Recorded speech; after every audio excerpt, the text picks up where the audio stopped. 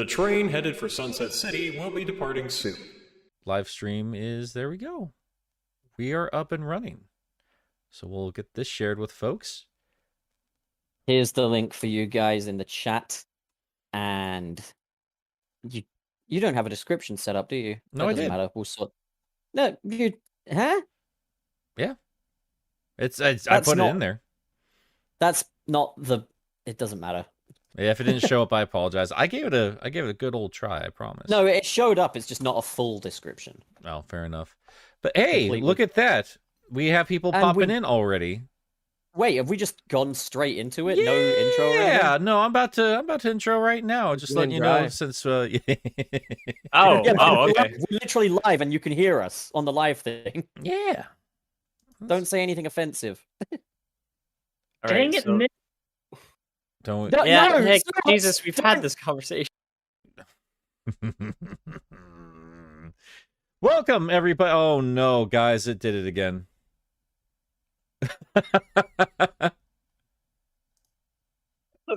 Nick just went off the Discord. What the hell? I hit the wrong button. I'm sorry, everyone. You didn't even capitalize episode 35?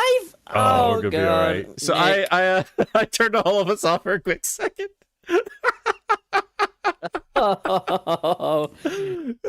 Say next time I'm not the only one dying. I'm taking you guys with me. Yeah. We need to go to intro, don't we? Yeah, we're gonna do that right now. Welcome everybody to Sunset City, a Sonic podcast for the classic and modern age, and we are just all kinds of a wreck because I'm hosting the streaming duties again. So that's how we roll here. What did you just say? All right. When I said intro, I meant the 2-minute countdown thing. We can't. No, we can't. I just literally we got done talking about this for 10 minutes. We can't do it, otherwise things don't work. Wait, no, Nick, you can do it because I put a layer in our scene. And I tried, and everything went to garbage. We're not doing it. You don't have to click on another scene. It is there. There are people watching our show right now. I mean, we either are way, not we're not going to leaving. play that now. There is No. comeback. Comeback We're already here. Yeah, we're here. The have to. madness is here. Embrace the chaos. We are Sonic Well, fans after maybe all. now that I've got a new computer set up, maybe I can do some streams from in the future. Yeah, I'll have a 'Cause new I think- computer here soon. I'll be able to do things correctly. We embrace Yeah, the you chaos might. era. Having a computer doesn't make you able, Nick. It's fine. I did my very best, and I'm very proud of me. Everybody praise me. I'm the It's best. okay, All right. Boomer Nick. Anyway, I'm Nick, and with me we have Channel Pup. How you doing, buddy? Hey, man. Yeah, I'm good. Lol. We have Cirrus, who is joining us from the great beyond with his phone. I am currently on my phone because I am very far away from my computer. Wayne is also here. For 27 and a half years, I've walked the plains of this terrible, desolate rock we call planet Earth, floating around in space, constantly coasting towards oblivion, and I think to myself, here I am, right now, with these guys, talking about a blue hedgehog, and cum from time to time. So if you How can't did I tell, he get just here? got done playing Sonic Forces. So we also have chaomix. Yeah, I'm here, finally. You guys are really hard to book, or maybe I'm hard to book. I think you're a I little think hard I to think book. you're hard to book. Yeah. We've wanted you for a long time in our little sex co, and now that you're finally here, we could get down to We have business. a complete polyamorous relationship. Wait, hang on. You got ID, right? I think only. Oh my god. Maybe. So one of our viewers is not enjoying the scrolling background. So I don't know if we should keep that going if it's making him nauseous. Is it possible to slow it down a little? I think you can slow it down, can't you? You can actually right click that source and you can change the speed setting. You can also, close your Ooh. eyes. Okay. Yeah, just slow it down. Like Crank it into hyperdrive. Let's see. go really, really fast. Just a Don't big cancel purple itself blur out. behind Don't us. worry about it. See. I'm Um, not seeing what the while, options are. while you do that, I'll go through the obligatories. Yeah. So the obligatories. First part is All super chats are logged throughout the entire show. Will be read at the end. Chaomix doesn't get a share. And and of course, we gotta promote our merch as well. Flog our merch. We got new items up in the Sunset City gift shop. So yeah, get your capitalism on and head on over. I will be pinning the link in the chat. Yeah, okay. Right. So today's episode is entirely about Sonic's anniversary milestone years. Yes, also we known ca- as the divorces. All of the divorces. Sonic So yeah, divorces. we're gonna go through every time Sega counted their lucky stars that their franchise was still alive and talk about each anniversary. But we're mainly just looking at the gaming side of things. So like what games came out for what anniversaries and stuff. So yeah, is everybody ready, or do we have like a dog situation going on? I had to go could let my swear dog out because she would not leave me alone. And he's got a big ass tail, so he was just smacking the shit out of everything around him with that macho tail. So he's out. But yeah, guys, we have got Nilk merch. We've got new honey bee merch, bee theory stuff, and all that going on. And yes, as Zanju kindly puts in the chat, there's also a humble bundle going on with the Sonic games. So if you do want to get some Sonic games at a low price, check out the Sonic Humble bundle. That's not like a shilling thing. That's just more just if you guys want a good deal. I genuinely mean it. I'm just waiting until we can actually start selling like breakfast cereal so we can have honey pup Beerios. Bumblecum. Honey jizz. There we go. Rank presidents. Jesus. All right. We've got Beerios and we've got Nick Milk for the cereal. It's perfect. And according to Nick, we have syrup for your fucking Wayne waffles. Yes. I like waffles. I'm fine with this. All right. We'll You guys open a talk. restaurant I gotta mute myself for a second. Okay. Sweet. No parental. So, Hello? So let's how's, gossip about Nick. how's the weather going on? Yeah, let's gossip. I heard This is Nick is I heard he's a Green. man. The weather, it is like snowing real hard right now by me. Yo, Perfect. what? I'll be over in a couple hours. Yeah, Thank in you so much. Chicago. It's like going absolutely nuts right now. All right. Thank you. Mike. Getting That's snow? just Yeah. I want snow. There we go. same actually. I would love some snow. All right. Well, snow's There we go. All right. For the dude that's getting a headache from our background, I'm sorry. I cannot slow it down. Just don't look at the screen. It's a podcast. I'm sorry. We'll get it fixed later. Get yourself a vomit bag. But yeah, so are we ready to go into the discussion, or shall we? We've Shall we got ask- news. We've got some news. Okay, we got news first. So Okay. it's been pretty much confirmed at this point. Sega has copyrighted or trademarked, whatever the case is, the name Sonic Frontiers. So it looks like the next Sonic game is going to be more than likely named that instead of Sonic Rangers. Thoughts? Sonic Breath of the Wild. Let's go. Space, the final frontier. I don't remember the rest of the speech, but I hope he goes to space. I doubt he will, but like that'd be I've really never cool. seen Sonic in space before. It's true. No, you get what I'm saying. Like it looks like it's gonna be a very much a temple-based game, but like I want to see him go to space again. I Like, mean, he just got done being in space again. yeah, but it wasn't a good space. Like I That want to space strangle sucked. within the stars. I want the Sonic Adventure 2 space back, not the fucking other space. Yeah, Other there's a space. difference. There's a good I space. think and we bad should go space. back to null space. What about Mad Space? Space. Yes! Bring back Mad Space. Except that's just Sonic Lost World when you think about it. So how do does a happy- everybody feel about the name Sonic Frontiers? Doesn't roll off the tongue as easy as Rangers, but I've been saying for a while I had a feeling they weren't going to be rolling with that name anyway. No, so I don't hey, think- here we are. Yeah. Green Hill. Also, Chow, the Nick, what were you final saying? frontier. Oh, I was saying that they should bring Happy Space as opposed to Mad Space for the next game. I swear to God. Glad space. Space. Glad Space. Sonic Sad Space, Labyrinth. My Space. Add Space. Guys. So they just want Sonic Space is what they're looking for in the name. I want to go to space. I just want to Sonic- go to space, dude. Sonic Apollo. Oh, how good would that be? Sonic Apollo. It's like the whole game takes place in Kennedy Space Center. Oh my god. There we go. Apollo 13 Sonic Edition. You go to Was space Apollo with Tom 13 Hanks. the one that actually went up, or was that the one that came back down again? It came down. In a bad way or a good way? I don't think That's anybody that's an actually gives a important shit about the distinction. name about the next Sonic game is what I'm getting from this conversation. Yeah, It's I mean, some what's gameplay or fuck off? Like that's yeah. Yeah, there's only so much the name can tell us. The Like, I name don't is know. Even I I feel like the think that- vibes that Rangers gave off is kind of it's pretty similar to Frontiers, I guess. So The point is, when I first heard about Sonic Colors, I was looking forward to Sonic tackling a political and sensitive subject of like the race war, but instead we got these fucking wisps. lame. Yeah, I honestly think like the title of the game is only gonna matter to people until there's something actually interesting to talk about. I do think the name is telling. I think that is confirming a lot of these leaks and rumors and things of that nature. Everything we've been hearing about this being open world, this being more akin to Breath of the Wild. I think that is telling in the name Frontiers. That's a very Yeah, I got that open vibe from world-y. Rangers as well, though.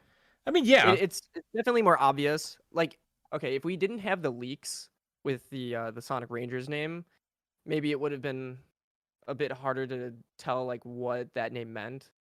So maybe I'm a bit biased because we kind of know what we know when we're not supposed to. You But know yeah, what I want to definitely see? Frontiers is a bit more obvious. Sonic in like a little safari outfit, in like a little golf cart with a little flat cap on, and call it Sonic the Park I Ranger. want to put hats on Sonic just in general. I just want Sonic to awesome. be able to walk up to civilians in the forest and say, "Don't litter." Like press the Y button to tell people not to litter. Give him like a Indiana Jones hat. yeah, just straight up make If we're him giving rural. Sonic and Indiana Jones hat, can we go back to Lost World? Not Lost World the game, but Lost World the level. If we're gonna give him the hat, let him go back to the temple. Oh yeah, that'd be Who actually wants That'd to be go awesome. back to Lost World though? The Lost World sucked. I do if they just, went with the actual source material and made it Sonic versus fucking dinosaurs. That'd be pretty dope. Yeah, but no Snake. No Snake.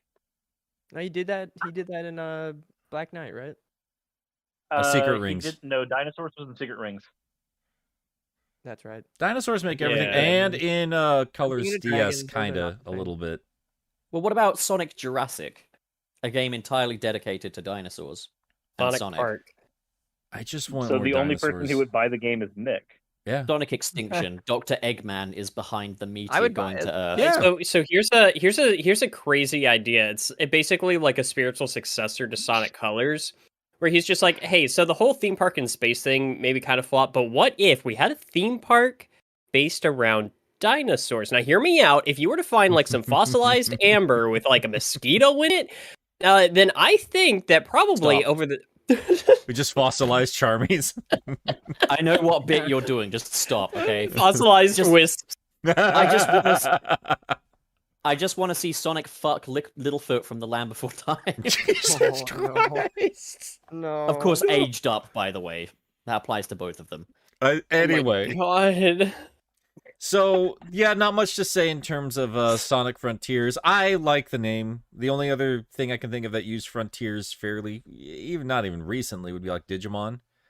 It's just a fun word. I like the word. Pokemon I Battle like Frontier, right? Digimon. Oh, that's true. You're Yeah. right. That was a while. That was kind of a while ago, though. Not That was super recent. for That was like in the 2000s, I think. yeah. Here's an idea for a Sonic title. Sonic Federations, and he goes to like the Galactic Federation to go to space and shit. And he I just just The- want Sonic to go to space, okay? The Galactic Federation? Yeah, From, Sonic- from what? Sonic- From what, pup? from Buzz Lightyear of Star Command. That's not what they called it. What's the Galactic Federation from, pup? Let me Google this real quick, okay? Oh no. Little do we know, Pup has actually been in contact with extraterrestrials. And how the fuck did that come out of my mouth? I Okay, don't so I know. googled Galactic Federation, and the first thing that comes up: NBC News, former Israeli space security chief says extraterrestrials do exist. I it's a remember Rick that. and Morty thing, right? Am I right on that? Therefore, Sonic Adventure 3 confirmed. Sonic So- is gonna fuck some aliens. All right, that's about the only news we really had worth talking about this week. I'm sure there's some sales. I know the Knuckles skin from Fall Guys is out now. Whatever. It's here or there. What we're Also, actually going to be... what? What? I want Kanye to do the vocal track for Sonic Federations. That's just we're calling the Imagine- game now. Sonic imagine- Federations. Imagine Kanye West doing a vocal track for Sonic Federations. That would be just perfect. My God. Anyway, we're going to be talking a bit about Sonic Anniversaries. We are still in the anniversary year of our Blue Lord, Sonic the Hedgehog, 30th. So figured while Lord we're or still Warden? in this, what? Lord or Warden? I don't. Who can tell Yes. anymore? Kind of one and the same. We're returning to Yeah. Cirrus's channel. God, no. But yeah, I mean, they've celebrated, I think, since the 10th anniversary. I don't think there was a 5th anniversary. So we thought it might be fun to just kind of look back, see how they celebrated Sonic. What was the state of the franchise? How did the games turn out? And afterwards, kind of rank them and see what we think about all of them. Actually, question: if there was a 5th anniversary, what would the game have been? I What think it was Sonic 3D Blast. 96 would be 3D 1996. Blast. Yeah, you're Oh, right. I think there was God, some other okay. game. I That looked it sounds up about and on it par was- for Sega's When did for a good Jam- number of Sega's attempts to celebrate the Jam was franchise's anniversary. 97, maybe. When did was- Sonic was yeah, not- it Sonic was Jam after. 97? Yeah, it was 97. Okay, because Mhm. I kind of feel like I feel like Sonic Jam would be an anniversary title if there Yeah. ever was a classic anniversary title. Oh, Sonic the Fighters for arcade, which was technically Sonic's first 3D game. I'd say that's kind of worthy of being kind of like a celebratory anniversary title, maybe. I mean, 96 be like, I don't know, if I was Sega Shall we go to- and I like Sonic 3D Blast and I looked over and there's Mario 64 out this year, I'd be like, yeah, we're gonna shut the fuck up. Shall Finally we put just this out. go through the official anniversaries, the ones that Sega have officially Yes. celebrated, and just go from Yeah. there? So I think starting I think with that's the better way to go through. Yeah. the 10th anniversary game, which was Sonic Adventure 2. Let's go, baby! My favorite All right, game. cool. So we're already starting off strong. It's all downhill from here. Awesome. Well, This was the peak of Sonic. Like, this was as good as it got. the thing about Nick- the 10th Yeah. anniversary, I don't remember a whole lot in terms of like celebrating the 10th anniversary itself. And what's weird about Sonic Adventure 2 specifically, like there's a lot of love for it now. It felt so weird that because it just kind of came out when it first dropped. Like they had this big huge build up to Sonic Adventure, but Adventure 2 didn't have a whole lot going on for it. Like it had one comic tie-in instead of this like half a year long like multi tie-in thing from Archie. Wasn't a huge did, merchant just merch pull or nothing like that. It was really kind of downplayed. They Yeah, did have. when it came out, like I didn't know it came out. It was just out by the time I even realized it. While like Sonic Adventure 1, I remember kind of the build up to that game. So they did kind of just drop it without any like big build up. Like you wouldn't like be able to tell it was an anniversary title. Well, To be fair, though, they did have the on the special 10th edition. anniversary logo. they did corner. in Japan. But Yeah, they nowhere had else. the birthday pack, which you could play on your birthday while wearing your birthday suit. And it came with a gold coin, ironically enough. Yeah, I ended up buying that years and years ago. It wasn't that expensive, so I just picked it up. It's a very cute package, but it's I would say the anniversary stuff was downplayed a little bit. I mean, it's the equivalent of like that birthday pack that came out for Sonic Colors Ultimate only in Japan as compared to what we had here. And I think a lot of that might have to do with the fact that Sega's console was kind of dying. I mean, by 2001 Yeah, we it knew was- it was But like celebrating Sonic can only go so far when the infrastructure you have built him on is just kind of dying. yeah. Well, wasn't the Dreamcast announced to be dead like while Sonic Adventure 2 was in development? Yes. Like they knew it was dead and they had to finish this game up. It was going to be like the last Sonic game for it.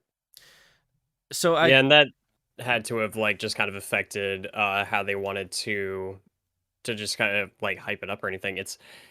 I wonder what kind of feeling of defeat there must have been, like just You know around what? I wonder Sega. how like oh sorry, go ahead. Hmm? Oh no, I was done. Oh, okay. I wonder how that may have affected the ending of SA2. There was a post on Twitter that one of my friends made, like, if you were to pick one Sonic game to be the last of the franchise, which would it be? And one of the options was SA2, then there was like Unleashed and 2 other games. And like I really do feel like SA2, if it were the last Sonic game, it would have been like just a perfect ending to the series. Everything it I would've agree been with in a really that. good way. Especially I like if almost- you look at like the ending, you've got all of the characters, good and evil, all united and standing together. Right. Yeah, So that was there- a huge thing. Like having Eggman kind of like the biggest thing for me there was having Eggman kind of introspective and just going, I wonder if my grandpa really wanted to kill all of us. It almost seems like he's putting the way he himself operates in perspective. And Oh, then yeah. we just go I still love how like Dr. Eggman for a moment was seriously considering or reconsidering like who he was and what he does, and then Tails just completely fucking ruins it with that completely tone deaf response.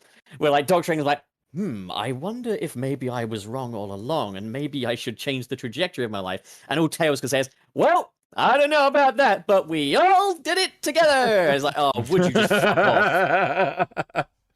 Oh, so man. can we imagine- confirm from that Tails is the reason the metal virus happened then? Tails is Because if literally the reason Dr. Eggman continued to be a threat post Adventure 2. Tails had He's about to connected reconsider there. his entire life. He's about to change And- over, turn a new leaf. Tails ruined it. And like Tails is the event literally the main villain of the franchise. the event right afterwards in Heroes are literally like Eggman not doing shit. He's captured by his own thing. There's like 2 moments of like pure Eggman hubris that happen there, and he just it's all Tails. Tails is the reason that those moments of hubris didn't change him. That Oh, was no. also the beginning of Tails' regression into a fucking toddler come Sonic Heroes. Like, he says that completely tone-deaf line at the end. And that was like, Eggman's just after that, like, is everything okay? Tails is like, look at all those Eggman robots! What's weird though is I've read elsewhere that Adventure 3 had kind of at least started pre-production at this point when everything was kind of going to pot for the Dreamcast. So I don't know if that's truly the case or not, but it makes you wonder what would happen if the Dreamcast had succeeded and, you know, kicked around for another little while there. Like, would that have been the ending? Because, like, I know it's like a nice bit of finality to the end of that story, but it is still just Shadow's story that they've started to Obviously, finish there. like, what ifs are always going to be vague, but I can say with some certainty that if the Dreamcast did stick around, we would definitely have flying cars and transport tubes today. Yeah, there we go. We'll be spinballing through them. I There mean, would we be have no all more organized religion, and it would all be beautiful. No more wars. if nothing else, I do think the game is a bittersweet send-off to the Dreamcast. I do think they put everything they could in there for the resources they had, because I doubt they had the budget they did for the first game. And I mean, obviously, it shows. Like, it stood the test of time for a lot of folks, and I don't know. I just see it just kind of as a sad celebration. It's a good one. It's a bittersweet one, but there's a tinge of sadness to it. So it really was the end of an era. It's the party you have after you've been like given a terminal diagnosis, where like you get all your friends together. You're gonna have a good time with them one last time. You're gonna try to make the best of it, but you know that when you go back into the hospital, your Dreamcasts are all dying.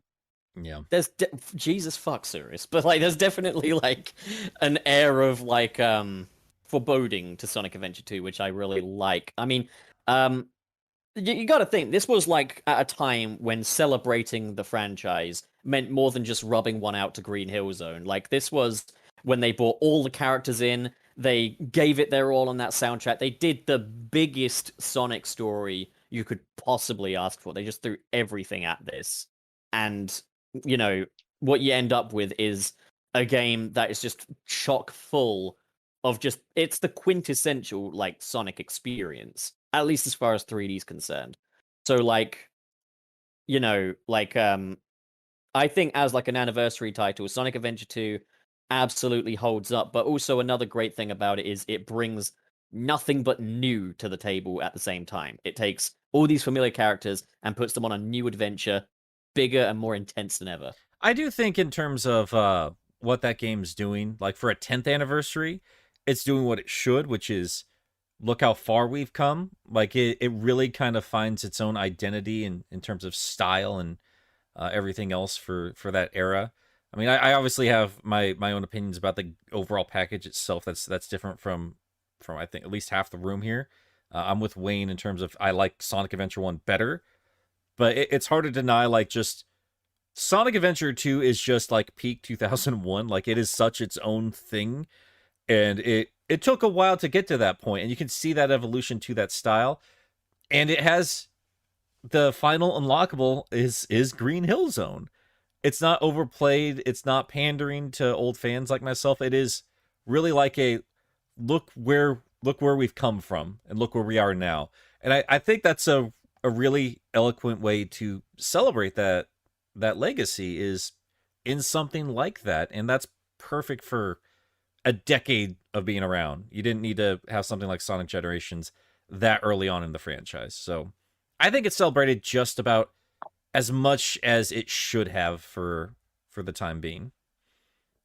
Yeah, What an I mean, innocent besides time the for Green Sonic. Hills, besides the Green Hill Zone stage, there really isn't much like callback to the original. It's really kind of doing its own thing and kind of Yeah. putting its leg forward, trying to step into new territory. Mhm. I don't really think the fact that it came out on an anniversary, or would if it's considered an anniversary game, really has much of an effect on like how it was made or No. how the developers went into that game to make it. If that game came out in like 2002, I think it would have been basically the same thing. And that is in contrast to a lot of these other anniversary games that we'll be getting to. Yeah. But yeah, this one definitely stands on its own. It's a pretty unique anniversary game, I think, compared to some of the others.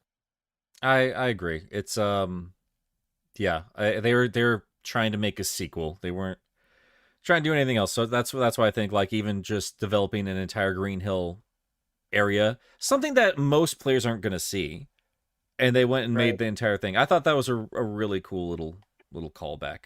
So Yeah, and even if it wasn't like, yeah, if it was released in 2002, I feel like that Green Hill Zone still might have existed just to kind of show, the players, hey, remember where we started? Well, here's where we are now. mhm. I do have to Doesn't wonder though, do you necessarily have to guys do with the anniversary, but yeah, you do know. you guys remember if Sonic Advance came out in 2001? Am I remembering that right? Um, Because It was when did the either GameCube one 2001 or drop? 2002. Let's check. Sonic Advance release 2001, yeah. date. Okay, so Sonic Sure. Advance would fall into the 10th anniversary as well then in that case. That's a very interesting title. That's a very surreal. It is. I still remember the very first time. That was like back then. Sonic was still making me buy systems. That's why I got a Game Boy Yeah. Advance was for that game, and it was a very surreal experience putting that on and seeing Nintendo and Sega logo in the same game. And I feel like sorry, go on. Advance was my first Sonic game I ever actually owned myself. So it that's was a it was the first 2D Sonic game for a few years to that point. It Yeah. actually ended up getting a Neo Geo Pocket Color for Pocket Adventure 2. Pocket Adventure. Ah, yes, the fucking- best Sonic game. It's a Yep. fun little system, man. Masterpiece. I will never talk shit about that, It's- It's a 10 out of 10. but yeah, I thought it was interesting. Like it was kind of exciting. Like that's where I was a little bit more positive.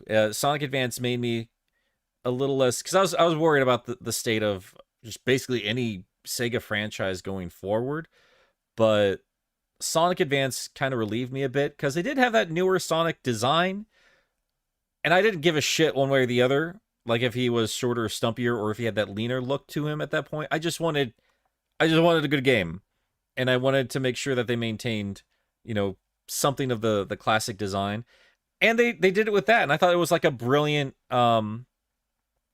way to do it, because that's how they did a lot of game series back in the day, especially if you had like an older classic formula. You keep the 2D shit on the handhelds, and you keep the 3D stuff on the Yeah. consoles. On the True. subject of like the design change, I guess, I never really viewed it as a design change anyway. I viewed it as just, this is that design but in a new art style. So it's like, I But always like, viewed it as Sonic getting older. Like that's That's how I as a saw kid, I it. did that's what it too. was to me. Yeah. I actually didn't even notice a difference between the two until people pointed it out with Sonic 4, but that's a subject for later.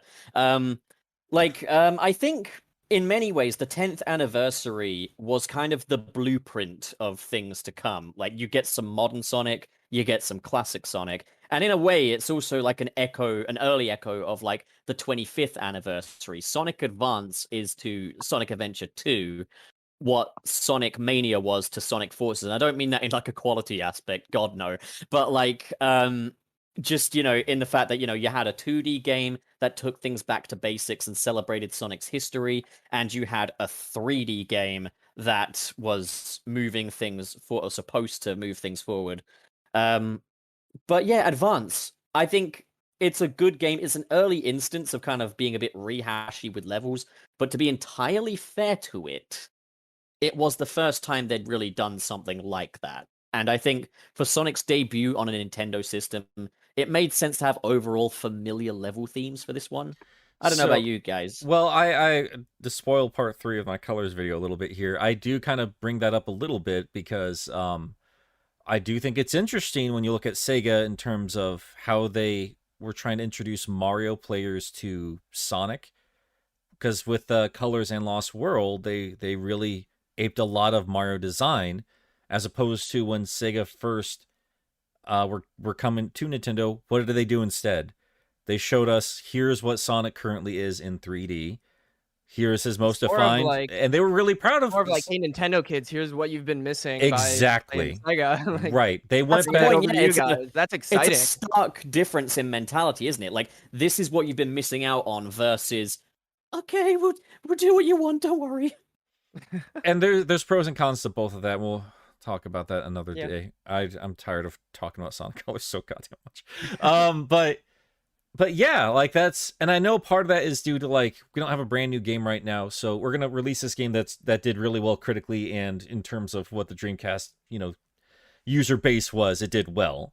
So let's bring Adventure 2. We'll bring some new stuff to it. We'll emphasize a little bit more of the multiplayer to it, and it's a port job, no doubt about it. But it was a strong one. It was ready for GameCube's launch window. I don't know if it came out during the actual launch day, but it was really close to launch. And then you could use it with Advance as well. And I think they just went really strong with their first outing on Nintendo. Even with the port, they also had alongside it like, here's old school Sonic. We still know how to make it, and it still works great. And there you go, Nintendo kids. Finally, you get a bit of the good life. There you go. Get a bit of the boogie. Get a bit. I'm running on 3 hours of sleep. Can you tell? You're doing well. Oh, thank you. You're doing your best, and that's all that matters, Nick. We appreciate you here. That's so sweet of you. Only gamer cum can sustain him. No sleep. So that brings I'm not us talking to about- the 15th anniversary.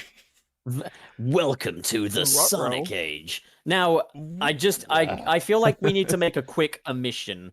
Are we including Sonic Riders in this? Because I wouldn't. Sonic Riders feels like a leftover. No, that game has the anniversary logo on it. And then fuck it, we gotta include Sonic Riders in that It's case. still considering, we're considering like how they handled the 15th anniversary. We're talking about Advance. We can talk about Riders, I think. Well, in that case, Riders was an anniversary title? yeah.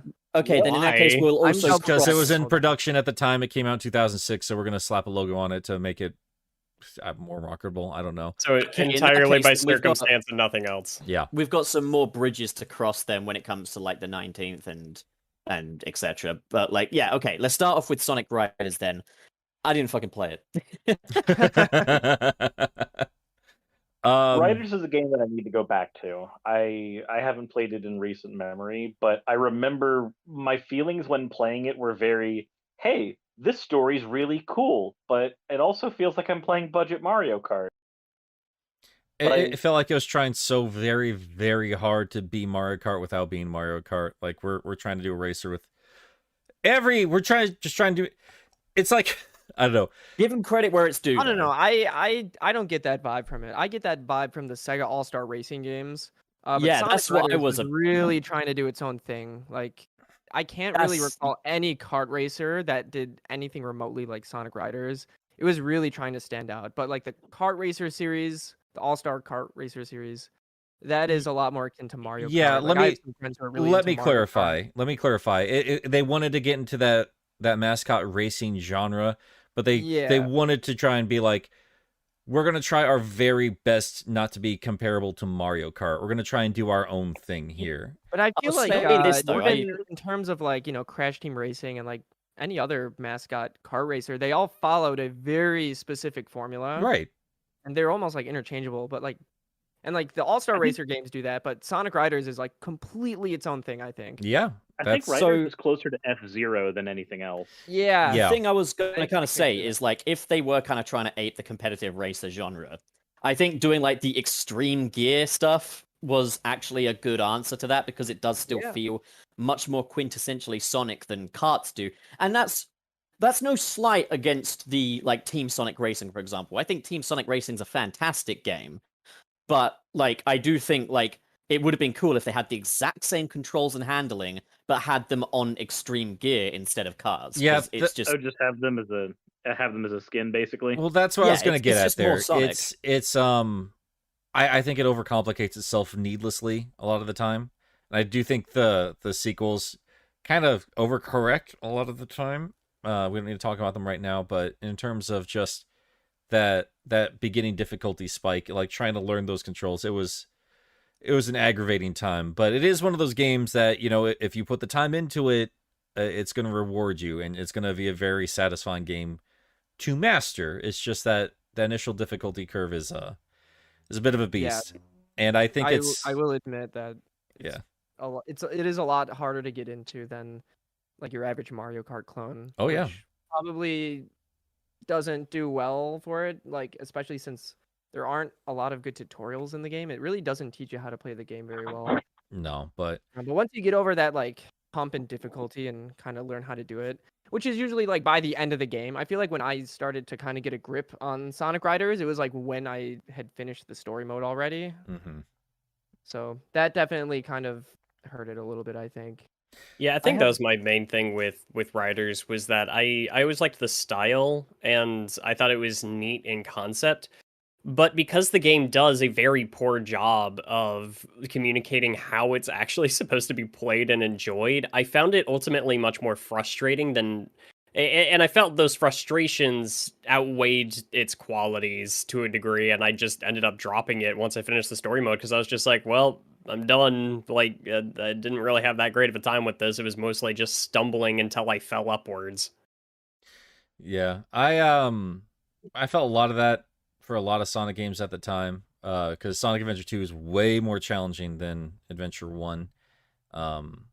Heroes takes a lot of, I mean, it's more streamlined, simplified in a lot of ways, but man, it wore on my patience a whole lot. Shadow, like I was just, every game up to that point, I was less and less patient with Sonic, and I was not willing to do more than just rent Riders for a little bit, because I was not feeling Sonic, and I think it's pretty telling that probably the highest quality game that came out of this anniversary is Riders, because golly, what a difference 5 years has made between the 10th and 15th anniversary. Because we also had at that time Sonic Genesis and Sonic 06. Actually, question: what year did Sonic 06 come out? Oh my god. God, I'm gonna unbirth you. So Sonic Genesis and 06 did come out on the same day. So which one will we cover first, Genesis or? Let's get Genesis out of the way. Genesis first. It's Uh, look. I don't think for anybody who doesn't know, and I hope everybody here knows, especially in the chat, knows the issues with Genesis. Let's take an old Genesis game. Let's crunch the frame rate down to abysmal levels you would expect on a fucking calculator. Let's zoom the screen in because we want the game to be widescreen when it wasn't originally that way. So we're going to zoom it in so it fills the screen so you can't see anything coming at you. And oh, by the way, the music sucks too because the GBA doesn't actually have a sound chip. Here you go. Literally everything you like about Sonic, we are going to take a giant, massive dump on, and there was no reason for us to do it, but we did it anyway. Congratulations. I'm sorry. I'm bitter. So, I guess my analogy for Sonic Genesis would be imagine Sonic 1 is a cheeseburger, and someone with severe dysentery eats the cheeseburger. Sonic Genesis is the shit that he shits out. It was once the cheeseburger, but it is now the shit. I'm okay with this analogy. This analogy is comforting. But how And, forward thinking is Sega though? You know, like having a really shit port that should be a nice, easy win for them. And look at 2021. That's all video games have been this year. Wait, just fucking wait, okay? We'll get there. But look, Sega likes to map out their future, okay? Like Sonic Genesis GBA was the blueprint.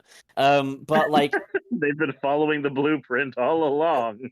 between Sonic 06 and Sonic Genesis GBA, I find Sonic Genesis to be the much bigger offender because there is just no fucking value to this thing whatsoever. There's no good reason to ever play Sonic Genesis. Who No, Like- made it? Was that Sonic Team or Dimps? It was Dimps, That was- I think. I don't. it? I don't No, think so. Actually, I no, think it wasn't. It wasn't Dimps, was it?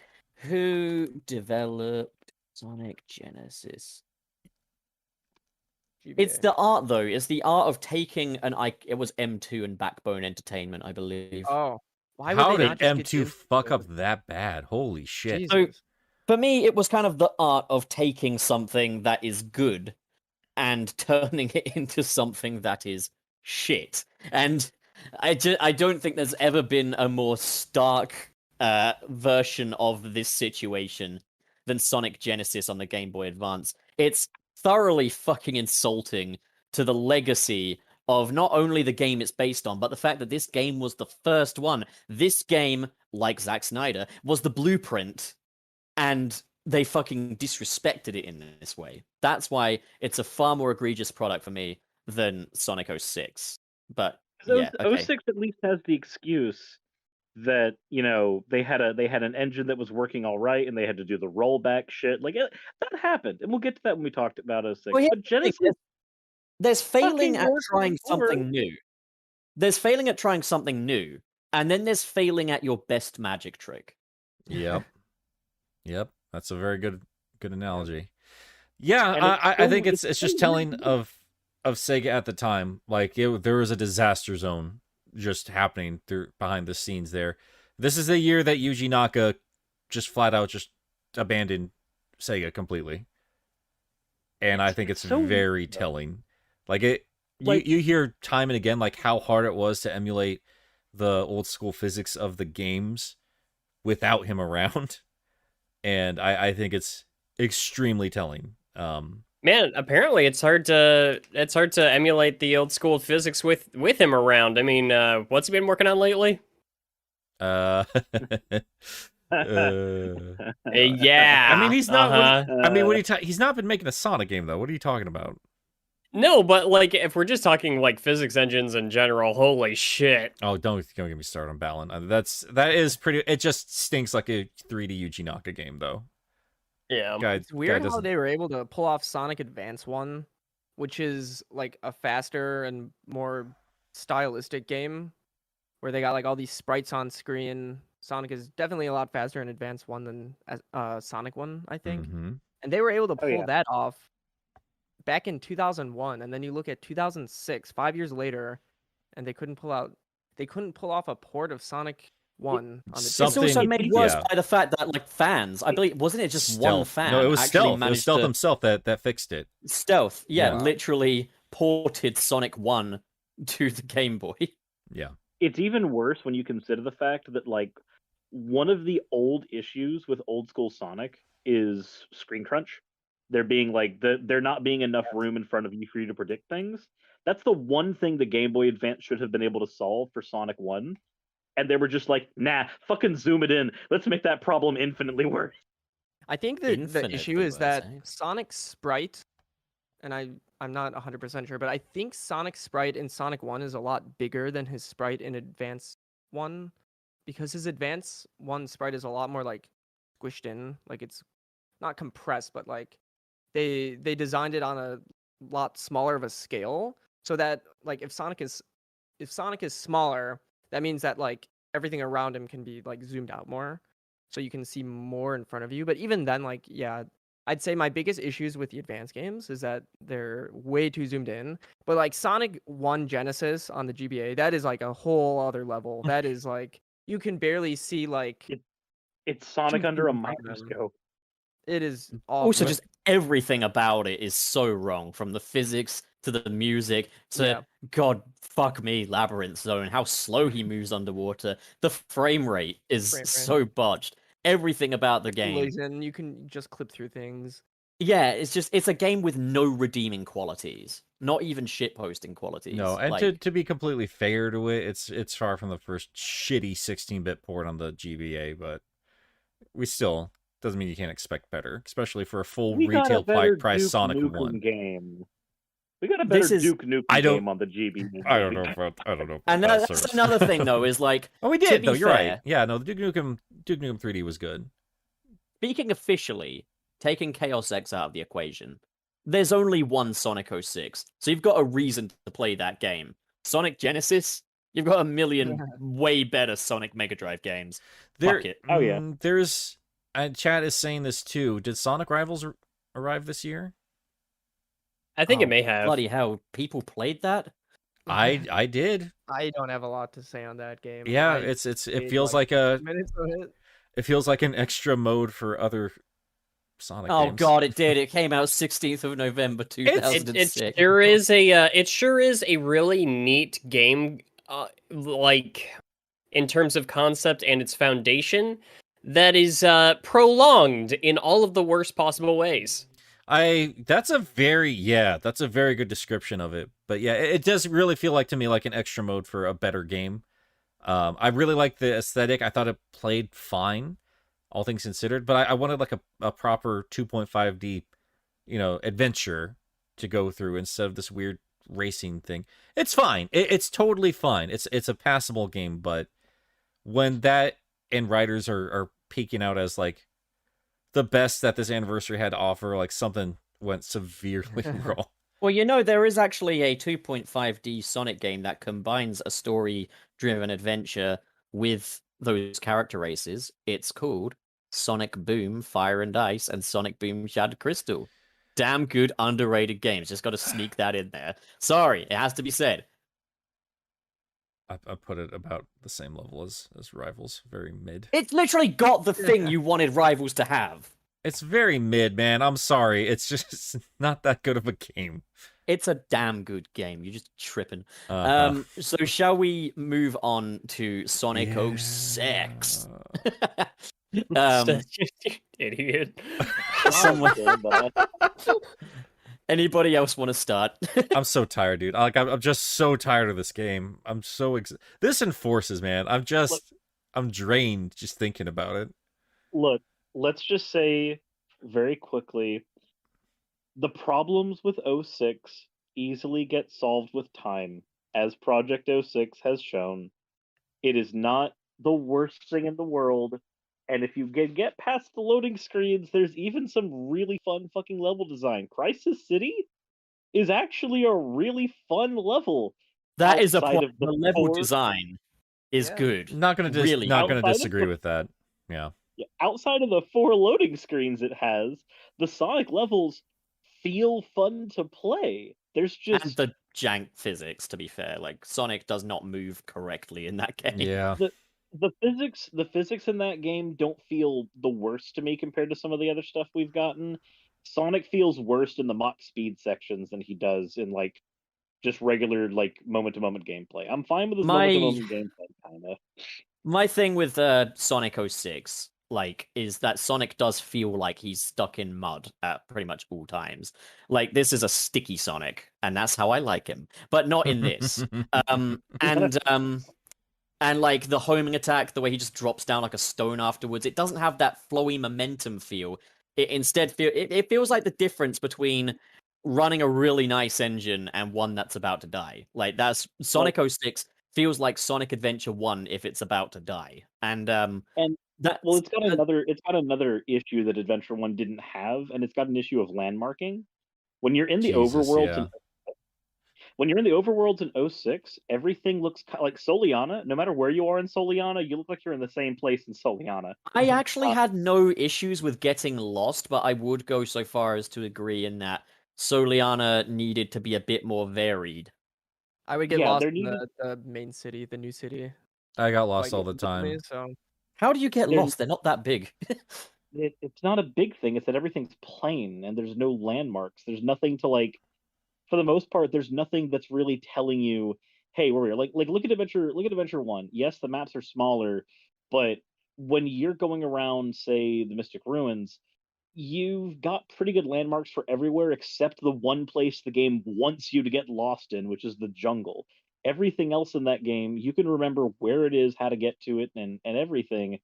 With Soliana, I felt like the only way I could get places without getting lost was by hopping on the rooftops so that I could just like track everything from a bird's eye view. That I game mean, is- another Sonic is also just too slow fun as doing well. that. Like, I've seen mods where people are playing Sonic Forces levels, but with the 06 Sonic running at 06 speed, and Forces levels suddenly last like 5 minutes. Now that's a sign that Sonic's too goddamn slow. If a Forces level can take you more than 1 minute. I think Sonic is too fast. I think that's we need to look at it the other way around. Maybe Sonic is too fast in the boost games. I'm perfectly okay with that. I think Sonic and like Heroes and Adventure 2 has reasonable speeds for me, but in Forces, I actually, at first, I was about to insult you, chaomix, but like, because I thought you were saying Sonic was too fast in Sonic 06. I was like, are you just being Oh, no. contrarian or something? Yes. I was about to beat you up. you were about to do a violence on the internet. He was about to reach through that microphone. I was about to pop that monitor and get myself a chaomix 1-up. Whatever Pub I'll- says, I disagree. There you go. That's I'll hide pretty it. That's how standard most of us over here. operate. We're all just contrarians to Pup because we know that he'll get explosive and it's funny. For all of its flaws, though, Sonic 06 is ultimately a game that I have a lot more respect for than a lot of other Sonic games that play it a lot safer, which might have resulted in better overall quality. But, like, Sonic 06, a good ambition doesn't make a good game. Nope. It No, needs... it doesn't. Like it's not a good game, but it is a respectable effort, and it's something that like fans have shown. You can literally go in with that exact game with enough polish and come out with something that is fantastic to play. There Yeah, are and- major, like, telegraphing issues throughout the whole thing.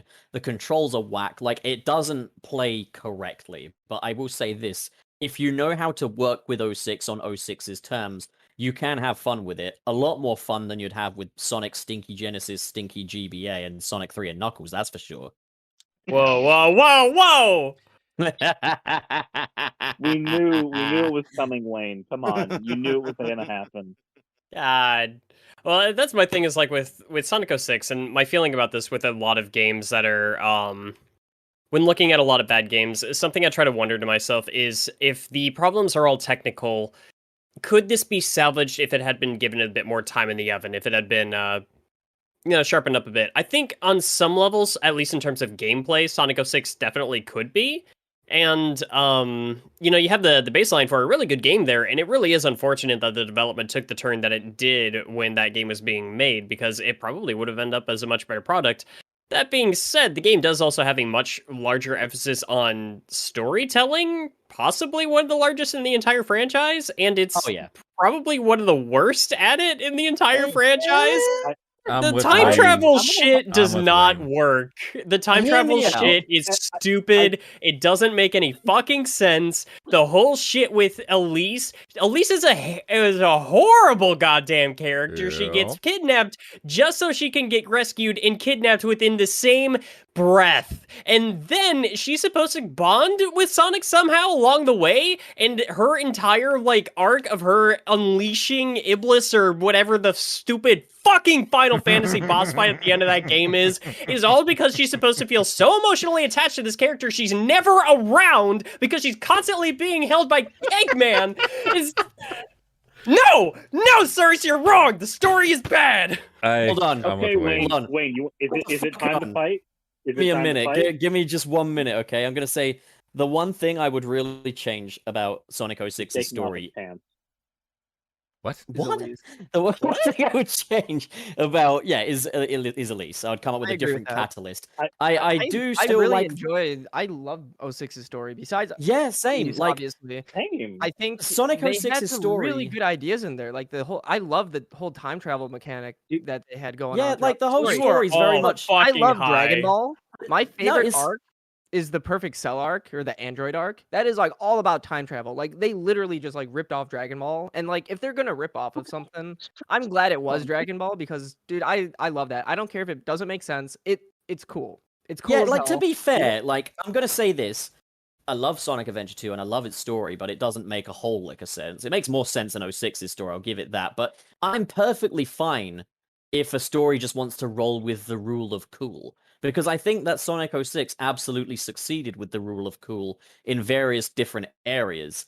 And like, to be honest, the story, okay, right, it's a bit more serious than Sonic stories typically are. Melodramatic, But but it's fine. But it is They're- so the characters are it's- nothing. They're nothing so- characters. It's so quintessentially Wait. Sonic. No, It's- There's he's a actually- bland there's nothing actually one- character. They're I'm all not talking about terrible Sonic as a characters. character. To I'm be talking fair, about the though, bigger picture. When does Sonic ever get like any character development in any game? The movie and Unleashed, and that's literally it. Besides the movie, like Sonic is like a static character. He's supposed to be. He's already I would the best say at what he does. That doesn't mean he's boring. That doesn't mean he's a boring Unleashed and- character. No, I'm not saying he's Unleashed boring. and Black Knight, I think. I like Sonic's character dynamic. It's the same with Goku. He is basically a static character. Like he I'm gets gonna- physically stronger, but like him as a person doesn't change. It's more of how Yeah. he changes the people around him. And the I situation. understand will that. say this, I get Sonic that. in- I'm saying he's Sonic- shitty and boring in 06, as well as most Sonic of the in other characters 06. outside I of think Shadow and Team The I Dark. can agree characterization- with that. Yeah, the characterization in 06 is weaker than it was before and would go on to be after. Or But Sonic specifically. that doesn't ruin the entire story for me. I think the story's got enough there for me to go, hey, this is pretty You cool. guys can like, love it as much as you want. I get that. I understand, but I'm also I want to be the contrarian with Wayne here because I'm sorry. fine. I think most I'm- of us outside of the Sonic fandom I'm curious, like think it's what? shit. this And isn't that's- an why was he- argument, why it's was a he boring? discussion. Why do you think he was boring in 06? What do you mean? Why do I have to explain boring? How do I explain boring to you? Well, like, what does he not do that like he does in another game? I think he. Okay. I think he's definitely a weaker character compared to like the adventure games, but I don't think he's like boring. I think, like, yeah, the whole plot with Elise kind of sucks. And that's a part of it though. Like he gotta say, spends I all know- his well, time. The entire, like, the big bang at the end of the game all relies on the relationship between Sonic and Elise, a relationship that is not properly discovered or experienced by the Do player. you want If it you to be want- experienced and discovered? Well, no. First of all, I think that, well, like, but Sonic's retractable car. my thing is that they had the ambition to tell a much bigger and much more like elaborate story. I'm fine with the idea of time travel. You want to do time travel in the Sonic universe, cool, but set up your rules and then stay consistent within your own plot line. Sonic 06 does not do that, and I think that the continuity errors that run throughout it are just kind of baffling. Actually, question: what is it that makes the time travel inconsistent? Because when I played it, I thought the time travel stuff was fairly tight. Actually, like It's There's shit. No, so the thing with 06's time travel is that there's a lot of events that require literally an infinite regress. They require things to have happened. There's an assumption made with Mephiles that he is based off of Shadow, and that's ironic, but there needed to be a starting point with that whole like series of events. And because time travel in Sonic 06 is linear, it's not like in Dragon Ball Z where it creates multiverses. Right. Because it's linear, that can't happen really. Every single thing they do in the past is constantly going to be affecting the future. The fact that they can go to static events doesn't work within the way that time travel is explained in 06. Yeah, then actually when Hey, wait. What do you say to this? It's fucking cool. Yeah, it It's is not, fucking though. dumb. That's literally it. Like I'm with I'm him. not looking into it that deep. Like I understand that Yeah. it doesn't make sense, I'm but with like the little Wayne it's- on the it's TV kinda- here. I'm with him. It's like kind of cool though, right? Like No, doesn't it's not ruin Banner. cool. It It's does. all wait, credence The fact of it that he being takes on wait, Shadow's just shape wait. is Just fucking wait a cool. second. Oh my God, something- boys. Oh my God. something to put on the table. I got something to put on the table here. Okay. So here's an interesting one. Okay.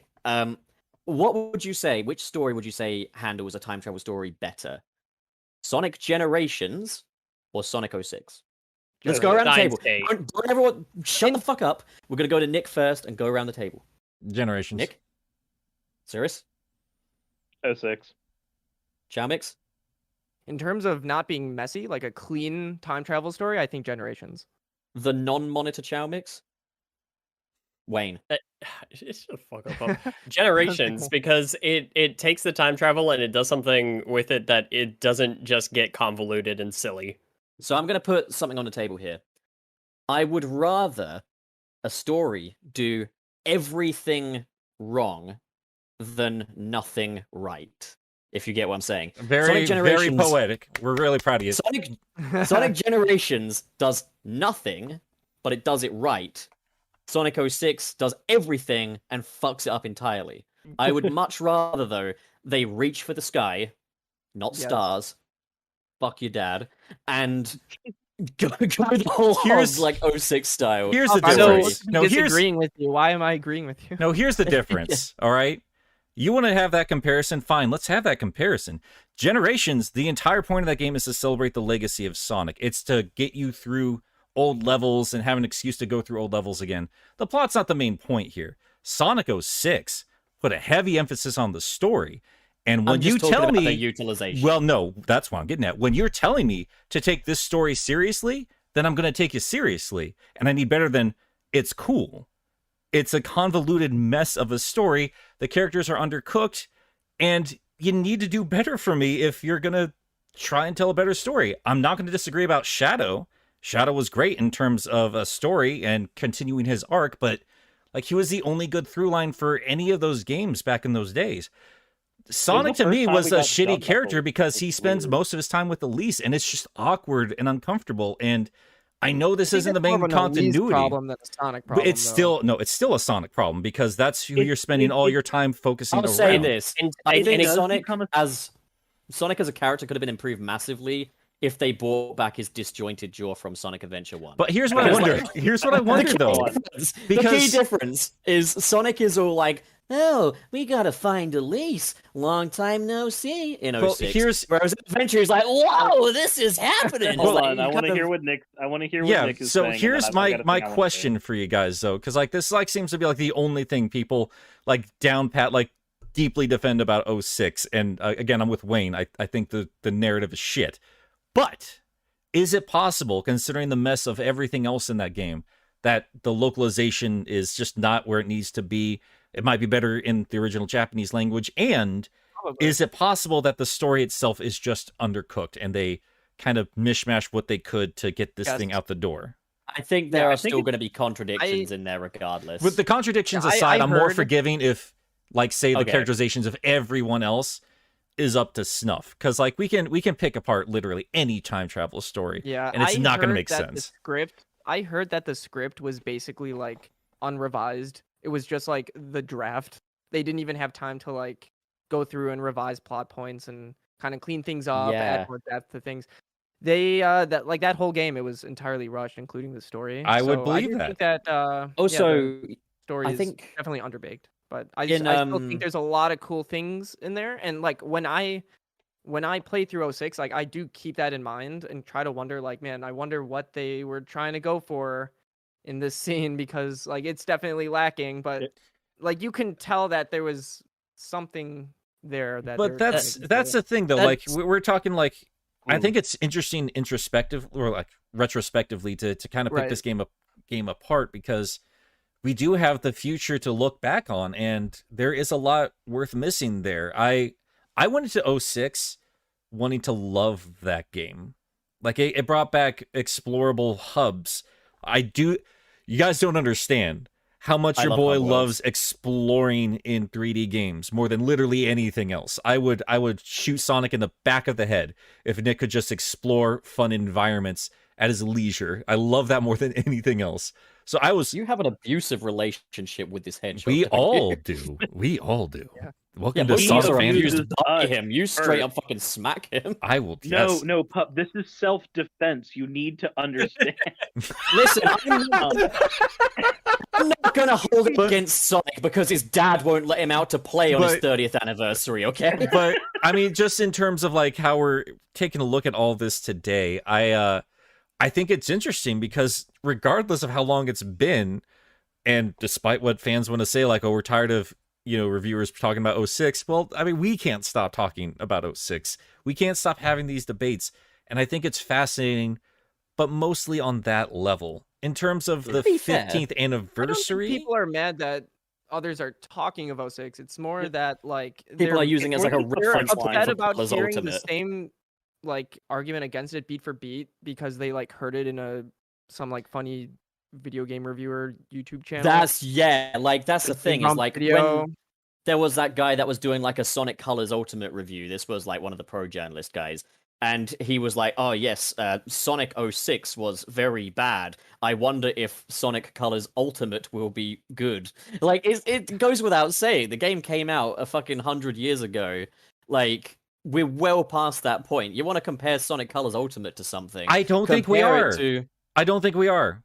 And compare it to Colors. Don't compare it to 06. It's stupid. no, it's not. It's not. They don't learn those lessons. That's another. I'm spoiling. A Sonic game to a Sonic game. That doesn't make any fucking sense. Okay, If so- you bring so- up 06, so you might here's- as well bring up the entire back catalog. It's like saying, Okay. Why don't So people bring hold up. the CGI Mario games when they're discussing Mario?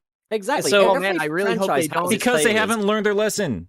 They've never learned They their have- lesson. They've It's learned been the wrong lesson, there's but they no have. because There are there's no moments where, adventure like, era. you There's no can- meta era. There's none of it. It's the soft That's reboot era. Sonic That's all 06's it's been. problem. That's No, Colors' problem. No, not that is 06. literally every single 3D Sonic game is a soft reboot of itself because they can't fucking figure out what they want to do with this guy in 3D. They've never that's- learned their Happened lesson. before though, like and that's my biggest- Generations Unleashed. Those are all solid games where like they definitely No, they don't. It's a God of War No, clone or it's a those are- Mario they are. clone. They're definitely solid games. Like the Generations problem and with 06 Unleashed. was that I mean, here's the thing. I think Forces throws a spanner into the works. But the problem with Sonic 06, ultimately, more than anything else, was that it was rushed out of the gate. It was far too ambitious of a project for the time that they gave it, and the end result was a shoddy product. But when you look at games past that, Sonic Unleashed isn't a shoddy product. Whether you agree with its premise or not, whether you vibe It's not. Yeah, with the I choices apologize. made. I will not say it's a shoddy project. I'm a massive defender for a lot of the Boost games in general. That's the point but that like chaomix and I are making. Is Sure. they did learn that lesson, but they've got more lessons to learn Well, now. let That's me- what I let- mean when I say I it's have in the a point past. too if anybody wants to hear it. go for it. Been trying for the last 15 goddamn minutes. Jesus. There was I even said I wanted to say a thing earlier too, and I've been failing You- too. But you you're two first, go. Wayne. take the floor. You first, So, Wayne. My biggest thing, because this is kind of going back to time travel and the plots of everything, and yes, a lot of it is cool. My main issues with Sonic 06 are because there are things in it that I like, and the only reason I get I guess vocal about a lot of those things is because I'm a firm believer in a lot of what you guys are saying is that Sonic 06 has a lot of redeeming qualities, even in the story, which is by far my least favorite part of that whole package. And I've said it before, the best thing we can do with games that fail, or with games that have like a lot of criticism thrown towards them, is to look at them for the things that work. Now, a lot of the time, that's going to bring up bigger frustrations. I dislike the time travel rules because I do like them in concept, and I just feel like they aren't taken into a direction where they're actually able to thrive. And it's because they have the foundation there, and it just isn't built upon. Now, a lot of that isn't their fault. Again, we've talked again about like the trouble development and a lot of the scripting and everything. They never actually got to finish. But at the end of the day, it's also not wrong for anybody to take a look at a finished product that they charge $60 goddamn dollars for and judge it based on its own merits. Sometimes the merits that are outside is just the merits within the product itself removed from the development history. And I think that we're all just kind of like taking sides on this of like this group of people are wrong because they keep regurgitating a lot of the same things, or these people are wrong because they keep trying to defend this game. When at the end of the day, it's like we all have points where we're coming from for our criticisms of 06, and it's all coming from the love of one hedgehog, and we just got to remember that. Beautifully said. Nick, what did you want to say? No, like I was kind of going to get to the point of like what he was talking with 06, which was. I think Cirrus wanted to say something. Cirrus did want to say something. Sorry. No, it's okay. I just sit here. Cirrus, you sound like shit. No one wants to hear what you have to say. I mean, yeah, I am using a phone microphone. It's god awful. I understand that. Go on. So this does piggyback a little back off of what Wayne said, because it's a thing that I wanted to say independently of that, but now that Wayne has made that point, this actually works better piggybacking off of it. So thank you, Wayne. The thing with 06 for me is, yes, that there are individual things I like in it, but the things that I like in it are things that I desperately want to see expounded on first, or expounded on again. So I've said it in a couple of episodes before. I think my favorite character in the Sonic franchise is Omega, and some of that piggybacks off of Gamma's storyline in Adventure 1. Like I see him as like Gamma 2 almost. But there's a thing that happens in it. It's a very specific scene, and it's heart-wrenching to think about, because had it been anybody but Omega, this would be a thing that was very hard for them to come to terms with. And it's the scene where Omega is fighting Mephiles, and Mephiles is convincing Omega that no, you're the reason your best friend is going to be crucified in the future. If this is going to be your fault. And Omega doesn't believe him and starts fighting him, and realizes that Eggman created him specifically to take down Shadow. And it clicks for him that, oh, if I can handle Mephiles easily, and he's using Shadow's body, then I am the one that fucks him up in the future. I'm the only one that can. It makes sense. And he has to go to Shadow afterwards and go, no, the one who seals you in the future is me. And it's one of those things that, like, if it was anybody but Omega, anybody who would actually have to process those emotions a little more, that would be gut-wrenching for them to admit to their friend. But they do it through Omega. And I really like that. And it's little things like that 06 does. A lot of its characters are flanderized a bit, especially the version of Knuckles we get in that game. I think that's the first instance of like actual stupid Knuckles we ever get. Yeah. But that scene with Omega has always stuck with me, and I don't know why.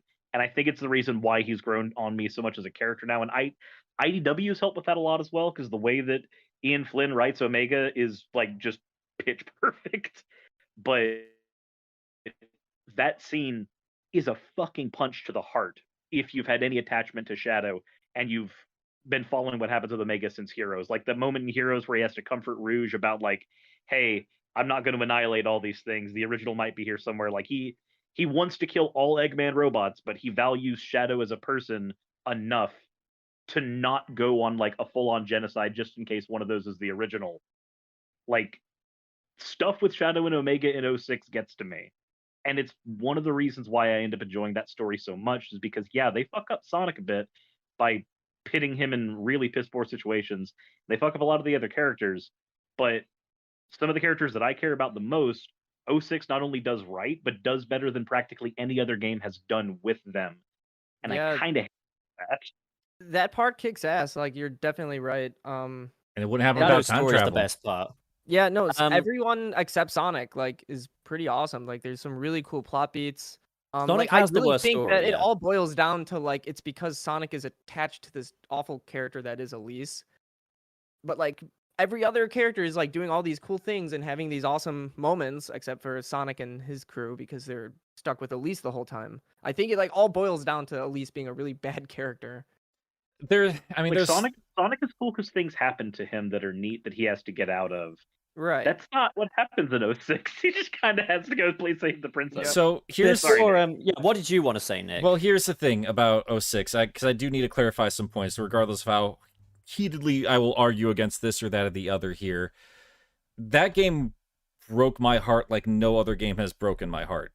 The thing about that is, and I know people don't like talking about the cartoons or shit like that, but when it comes to Sonic and a relationship, we've seen that done very well. We've seen Sonic very, very well defined as a character on his own, and he made sense as somebody who doesn't change, like his confidence and his cockiness and just the cool factor about him, like that had been well defined well before that point. And I guess that's where I was let down in terms of the story. But what really sucked for me about this game was it really should have just been like the grand, well, everything the adventure games were leading to for me, because there were a lot of things here and there that I loved about it, and I was very patient with like Shadow and Heroes and stuff. Like, okay, they're still trying to figure some stuff out because everyone was demanding, like, okay, stop messing with these other characters, give us the Shadow and Sonic stages. And they tried that in different ways with Shadow and Heroes, but they were bringing back all these elements I missed from the first adventure game. They were going to have a big dynamic story. They're going to do all these things that I really wanted from the 3D games, and it just fell apart. And after that, Sonic kind of just lost his identity. And the one part that they got right, the one part that was distinctly Sonic, was always downplayed by something else. And Tom Topics, I'm going to disagree with you here. I get that every game is based off another game. Sonic is different, man. Like, I don't care. Like, the Werehog is not a brand new concept. It was clearly a God of War clone. It's blatantly a God of War clone. Sonic Colors takes a plethora of Mario stuff, like, Before we get to obnoxiously. that, But all of that stuff is said. Like, that's just what I'm getting at here, is like, I am a classic fan first and foremost, and there's a lot of the adventure era I just think it's just dog shit games, but there was a lot there that I really desperately wanted to see just flourish and become its own, and a lot of those dreams died with 06, and it just kind of sucks. if I may, because I know I've talked a lot already, but I think I've kind of got a concise version of the kind of point I want to get across. It's kind of a sequel to some stuff I said in last week's episode. I think Sonic 06 was a problem. It was a low point in the series. Like, I'm not going to deny that. Quality-wise, it's absolutely a low point, no matter how much I like the game on its own terms. I think, though, the bigger problem than Sonic 06 was Sega's response to Sonic 06 and Sega's response to the fans and the critics. You see, every time Sonic 06 gets mentioned, Sega flinches. Every time Sonic 06 gets mentioned, the fans flinch.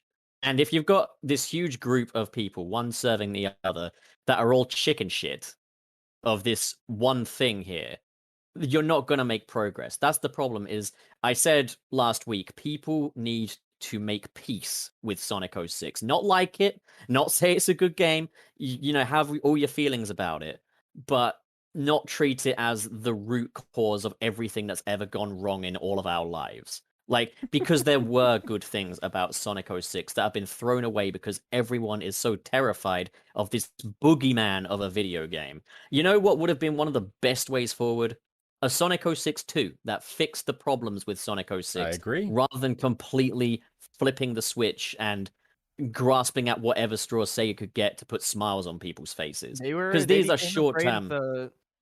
They became afraid of the wrong thing. Like, they were, Yeah. Yep. they were like, oh man, Sonic 06 is bad. Oh, let's get rid of all the things that made it cool and do something completely else.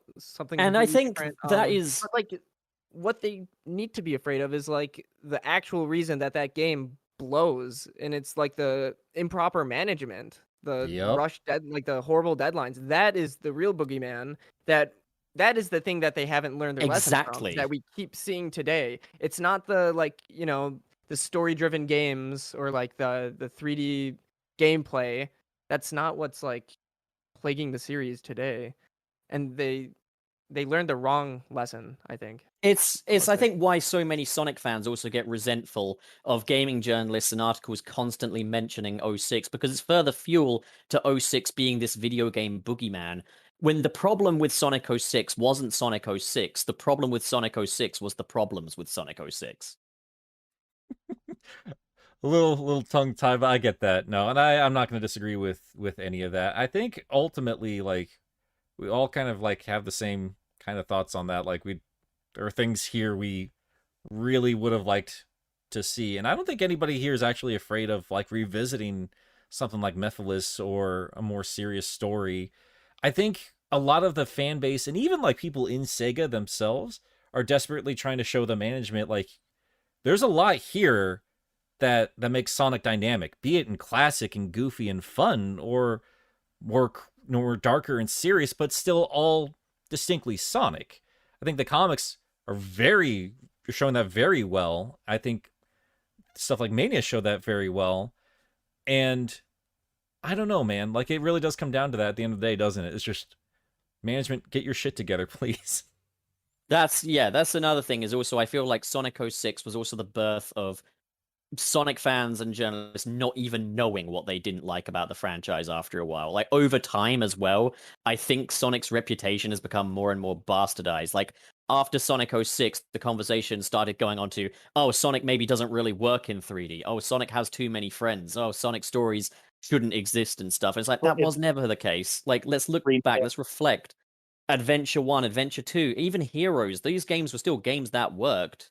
The problem isn't Sonic in 3D. It's not friends. It's not fucking It's all stories. external factors. Yep. Like, Yeah. literally everything Sonic 06 was leading up to was like a step forward from the adventure games. Like, they were about to continue and advance the series. Like, everything that they were advertising the game to be and everything that it was shaping up to be was like, that was it. They were doing it right, but all these external factors that like went on behind the closed doors just got to it, and the finished product came out, and then people started kind of questioning the wrong things. Like, the game itself is what they started questioning. Like, Yeah. oh man, is Sonic even meant to be in 3D? Like, has Sonic always been bad? Are all these other games just as bad too, and we've just been, blind by it? But it's all like Yeah. external Like- things, which is why I can't hate the game. Because the game wanted to be good, and it was supposed to be good, but all these external factors like mismanagement and everything. There's still a Definitely lot it down. there. I could debate whether or not, like, I don't know, like, because I also see, and I've saw in a lot of those games too, people that are just kind of sick and tired of making Sonic games. But I mean, that's another topic for a different time. I think the fact that we spent so much of our time like debating Sonic 06. Oh man, I sure didn't think we'd spend this much time talking about Sonic 06 today. But Cirrus doesn't actually have a lot of time left, so we should probably move on to anniversary number 19 in a bit. Well, but, that's why I don't want to debate too long about it, but I did want to push back on it, and I said we would talk about it, but Pup, you want to go ahead and take that away? No, go. Get the fuck no, on no, with it. explain it first. Yes. Okay. Do it. Okay. So here's the big Q, the big Q dog. So does Sonic's 90th anniversary count? Because Sega counted it. They had an event where it was like submit videos and stuff, and Sonic the Hedgehog 4 was definitely their sort of game that would go back and celebrate the history of Sonic the Hedgehog and all of that shit. So, like, I would count it, but I think now that we've also factored in like things like Sonic Riders, I think we should also factor in Sonic Free Riders and Sonic Colors into the 19th anniversary. And I guess you wouldn't really think it's a special number, I guess, but it is the point where you can legally fuck him, and it is also the point where he's about to turn the big 2-0. So, I don't know. What do you guys think? I don't I think feel it like counts. it's kind of arbitrary. Yeah. Which one was Free Riders the Love Connect it. one? Yeah, Yeah, Free Free Rider. Riders See, is I Connect would say one. that much like Sonic Adventure 2 or the 10th anniversary, Sonic the 19th anniversary does factor in different parts of Sonic's past and everything into 3 games. I absolutely count it. And like they did have the whole Sonic 19th anniversary 90th, imagine if we get that far. 19th anniversary me. celebration and such. The way I looked at it, like if they didn't make a special anniversary logo for it, it doesn't count to me. because they put let's that look shit it all up. over everything else. They didn't do that for the 19th anniversary. I literally didn't know that was a thing until you said that, and it just sounds like it was like a one-off promotion for the one Actually, game. they did. They did have an official logo for it. Oh, did they? Let's take a It's look. the same as the 15th and 20th. Why? What the hell? Anniversary because they were 2010. Are desperate. you sure that's It's an not odd just a number. fan made one? That looks like a fan made one. Pup. No, That might it's be real. fair. It's in there with the 06 and the other ones. Okay. Yeah, just it was it's something that I feel like Sega does a lot when it comes to celebrating Sonic anniversaries, where it's just like, hey, shit, we don't have anything really big or exciting to celebrate this with. It's his birthday. But yeah, this is our marketing strategy, and we're celebrating an anniversary. That means you'll care more and spend money. What is the key trait of Sonic? He has a birthday. I mean, but yeah, fuck if you there's want to a lot- count it, let's A lot count of it. generations. about Sonic 4. Worst thing ever happened. Okay, so Sonic's 90th anniversary. It brought us I think wasn't the first of the festivities Sonic the Hedgehog 4 episode 1? I'd assume so. All right. So, this was the game that would bring Sonic back to his roots. This was the game that would you know, Again. I'm so tired of hearing that. You know. make Sonic good again as far as the reviews were concerned. And it again, like, it kind of trails on from my point of people didn't know what the problem with Sonic was at this point, because I swear a lot of reviews for this were glowingly positive. They were. On the it was. basis It was. that it's 2D. It was good obnoxious. because it was 2D, effectively. So if ever there was a Sonic game farted into existence, it's this. Like, Sonic Genesis Game Boy Advance was an absolute piece of shit. This is a fart. It's less offensive. I'd rather have someone fart on me than shit on me. Preferably neither.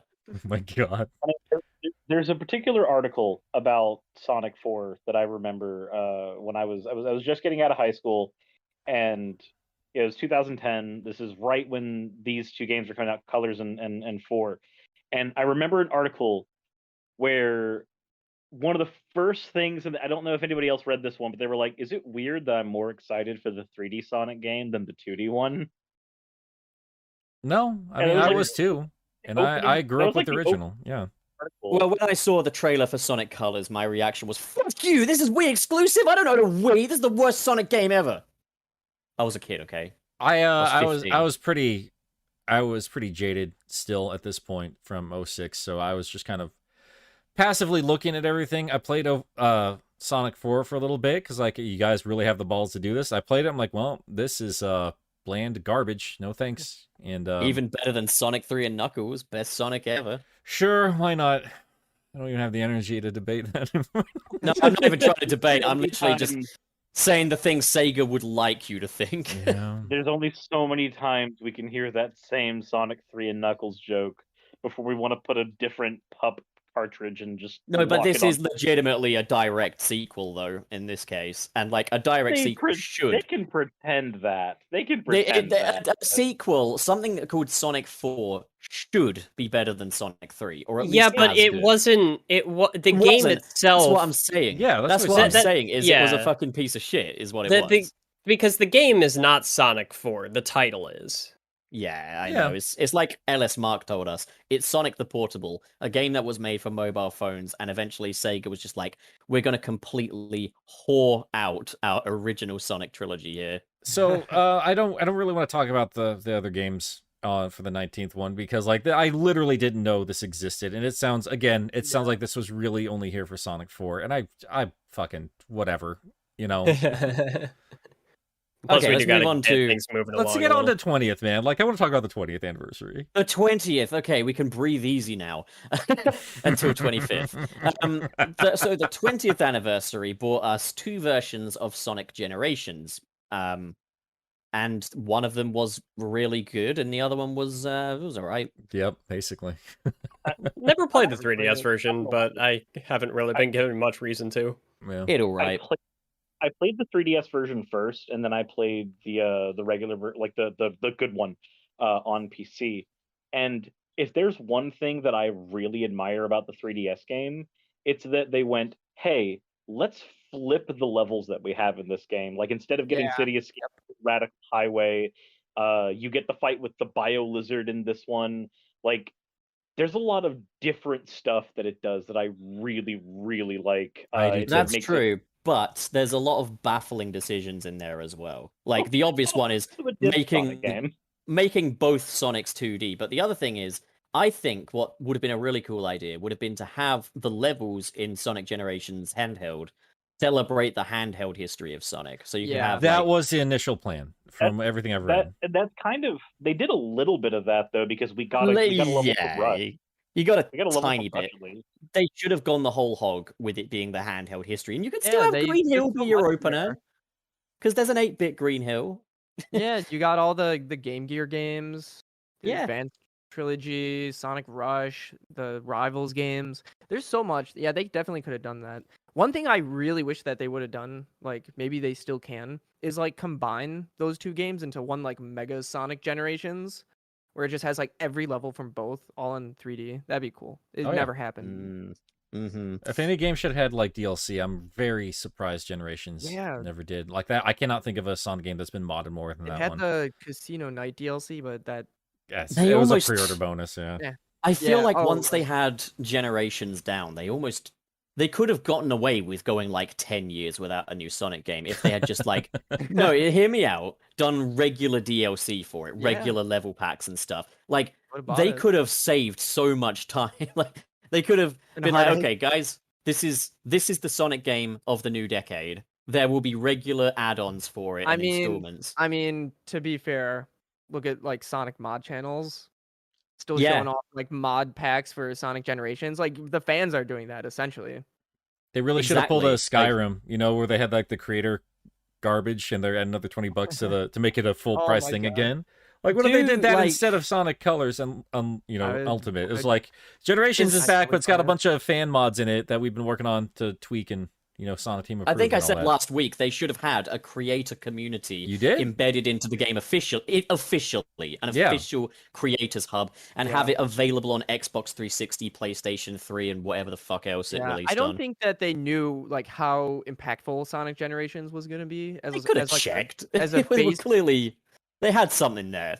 I The think buzz- they could tell the you. buzz- for I'm that game talking about was like on the good. basis of being like highly moddable and like the Yeah. community I that guess, comes yeah. from it. I feel like it's kind of hard to gauge that, like when making any game. Like, oh, is this going to have like a thriving modding community 10 years from now? I feel like that's kind of hard. I to think that's what they should totally do, though, is like do a re-release of Sonic Generations Yeah. Ultimate, and have it as like a live service thing where you I would can love like that. have constant add-ons and like just make it this big expansive Sonic game, and then that could keep me occupied for a good 5 or so years, and then that gives them time to work on the next thing. Right. What I really liked about it, it did really truly feel like a proper third game in this iteration of Sonic the Hedgehog, because it does feel like they got the boost stuff down pat. And yeah, there's padding again, but this time it's old school Sonic. Not as perfect as the old school games or what Mania would be, but for what it was and the levels they built around it, they did a damn good job. I gotta say, like, I wasn't a big part of the Sonic community, but I just remember overwhelming positivity and excitement leading into this game. This was the first Sonic game in a long time. I was like eagerly like looking for updates or leaks or anything about it. And I think it delivered. It's a shorter game. Story's a little bit on the weak side, but holy shit, talk about a celebration, man. Oh, it's Yeah. a damn good, like literally, like it's one of the most consistently enjoyable Sonic games. I think 3D Sonic gameplay is some of the most refined it's ever been in that game. And just like it's a tour de force of Sonic, and like this was also at a point before, you know, bringing back old levels got kind of lame. This was like when it was still kind of welcome. Sega pulled out all the stops and made just a really, really good product this time around. Yeah. I think my one like complaint would be I just wish they did more with it, you know? Do a bit more with it, have more levels, make it a bit, I don't know, more engaging narratively speaking. Have some better, more meaty hub worlds in there maybe. But like ultimately what we have here is still a fucking bang up job. Like Yeah, I agree. What a good problem to have. Like that's something you want to have from your game. Is like I want more of this. Exactly. Yeah. Generations is a must-have platformer as far as I'm concerned. Like, It's really good. I can't like, man. Again, I think I said before, but I didn't get to play that until it was on sale on Steam for the Sonic movie releasing. First time I sat down with Generations, super late to the party on that one. I could not put it down. That game is Yeah. really good. It's really good. Yeah. It's so It- good. it I even- feel like it's my in terms of gameplay, I think it's like the most fun Sonic game that I've ever played. Like I love Adventure 2, it's my favorite one. But I like it more as like an entire package. Like I love everything about it, the story, the gameplay, and how it all meshes together. But like Sonic Generations, it's like very weak and like very weak in certain aspects, like its story. But the gameplay is just so good. It's Yeah. so good that it's like probably my second favorite Sonic game. Like all it needs is the good gameplay because it does it so in well. terms of a Sonic game to like just turn on and go, there's a couple levels I want to run through. It's probably the one that I've done the most with. Yeah. The exception to that is maybe Adventure 1, I want to say, because of stuff like Speed Highway that I really like revisiting. But as it turns out, Speed Highway is also in Generations, so They're can't so blame that. arcadey. Yeah. Yeah, and that's I know. I just really like those arcadey style Sonic games where you can it just like also That's pop in that and, like, is hop in the that's the level origins and of Sonic run though, through isn't it? Like that is Sega at their very very strongest from the beginning to today is in the arcade. And Yes, bringing that to a Monkey Ball. platformer is what made Sonic so special back in the day. And Why I they like Monkey finally Ball. brought it back around in a modern iteration with Generations. It is like it is just it's one of those games that is interchangeable in terms of like the top Sonic games for anybody. Like it contends with S3K, it contends with Sonic 2, it contends with Mania, it contends with Adventure 1 and 2. It's just that good of a game. And it chops out a lot of stuff that we probably would like. We want to see more character interactions or how this version of Sonic, matters to other ones, or what are the shorter, stockier versions of the other characters. Like all these things that we didn't get, like those are fun problems to have. It's a fucking great little game. I also would say it has an unparalleled sense of celebration to it. Oh as my well. god, yeah. Oh my god. That game, Oh, yeah. I do one of the It missions. It's literally balloon begins with a park, there's- birthday party. Yeah, fuck that. What I'm talking about is like when you go to like the missions and you've got the different characters and you've got Balloon Park playing and the music's absolutely jumping. Everything's more colorful. Remixes. Even like you get to Rooftop Run, which is a Sonic Unleashed level, which is a bit more earthy than your typical Sonic game, but now it's got like balloons everywhere and like these, It's one of the party best streamers. levels of the game. It's fucking incredible. The music jumps, everything's colorful. It feels like you're celebrating. And I tell you one thing that could have just made that bit better is if some of those missions allowed for some kind of multiplayer, because this would make a quintessential party game if they had that component. The only way it could be better is if like the Christian Whitehead's team was up and running at that time, and instead of doing classic Sonic the way they did, they just slapped in Mania on the other half of it. Like that would, and that would have been the perfect Sonic game for everybody. That would have But been awesome. but yeah, You know what's so insane is I would say, a key to success, more of that, please. But they kind of did that. and, yeah. well, Should we'll we get talk to that about? when Should we talk we'll about it get now? to the 25th? Yeah, because I mean, okay, we're all in agreement. All in favor of Sonic Generations being awesome. Say aye. I All right, Eyeball. terrific. Let's move on to the 25th anniversary, starting off with Sonic Mania. Man, oh man. I think the only things really holding this game back specifically is, well, we're reusing stuff that we've seen before, but even with that shortcoming, they do some really clever stuff, and also, we should have been at this point 20 years ago, at the very least. Yeah. like Bouncy Chemical Plant. I do too. I think the worst. My biggest issue with Mania is that like more than half of it is like a rehash of older zones. And I know it's not the team's fault. I'm sure Sega had a very large say in that. They probably had like strict requirements like, oh, you can only make like so many original levels, and There's actually a bit of background oh. on that. Is that basically That's Sega? actually what happened. No, Yeah. Sega mandated the game to be 4 levels long, like Sonic 4. yeah. And basically, the Whitehead team liaised between Takeshi Iizuka, and Takeshi Iizuka actually saved this. He negotiated with Sega to have more levels in the game than just 4, but Sega's kind of caveat with that was, okay, They need to be reused though. Reused, yeah. So that's Fuck's sake, really my Sega. only issue with it. It's not the end of the world because it is really cool to see those older levels kind of. They're still in like that 16-bit style, but It does it well. I It wish they feels could have like been. a Saturn game. That was their intent. I love that.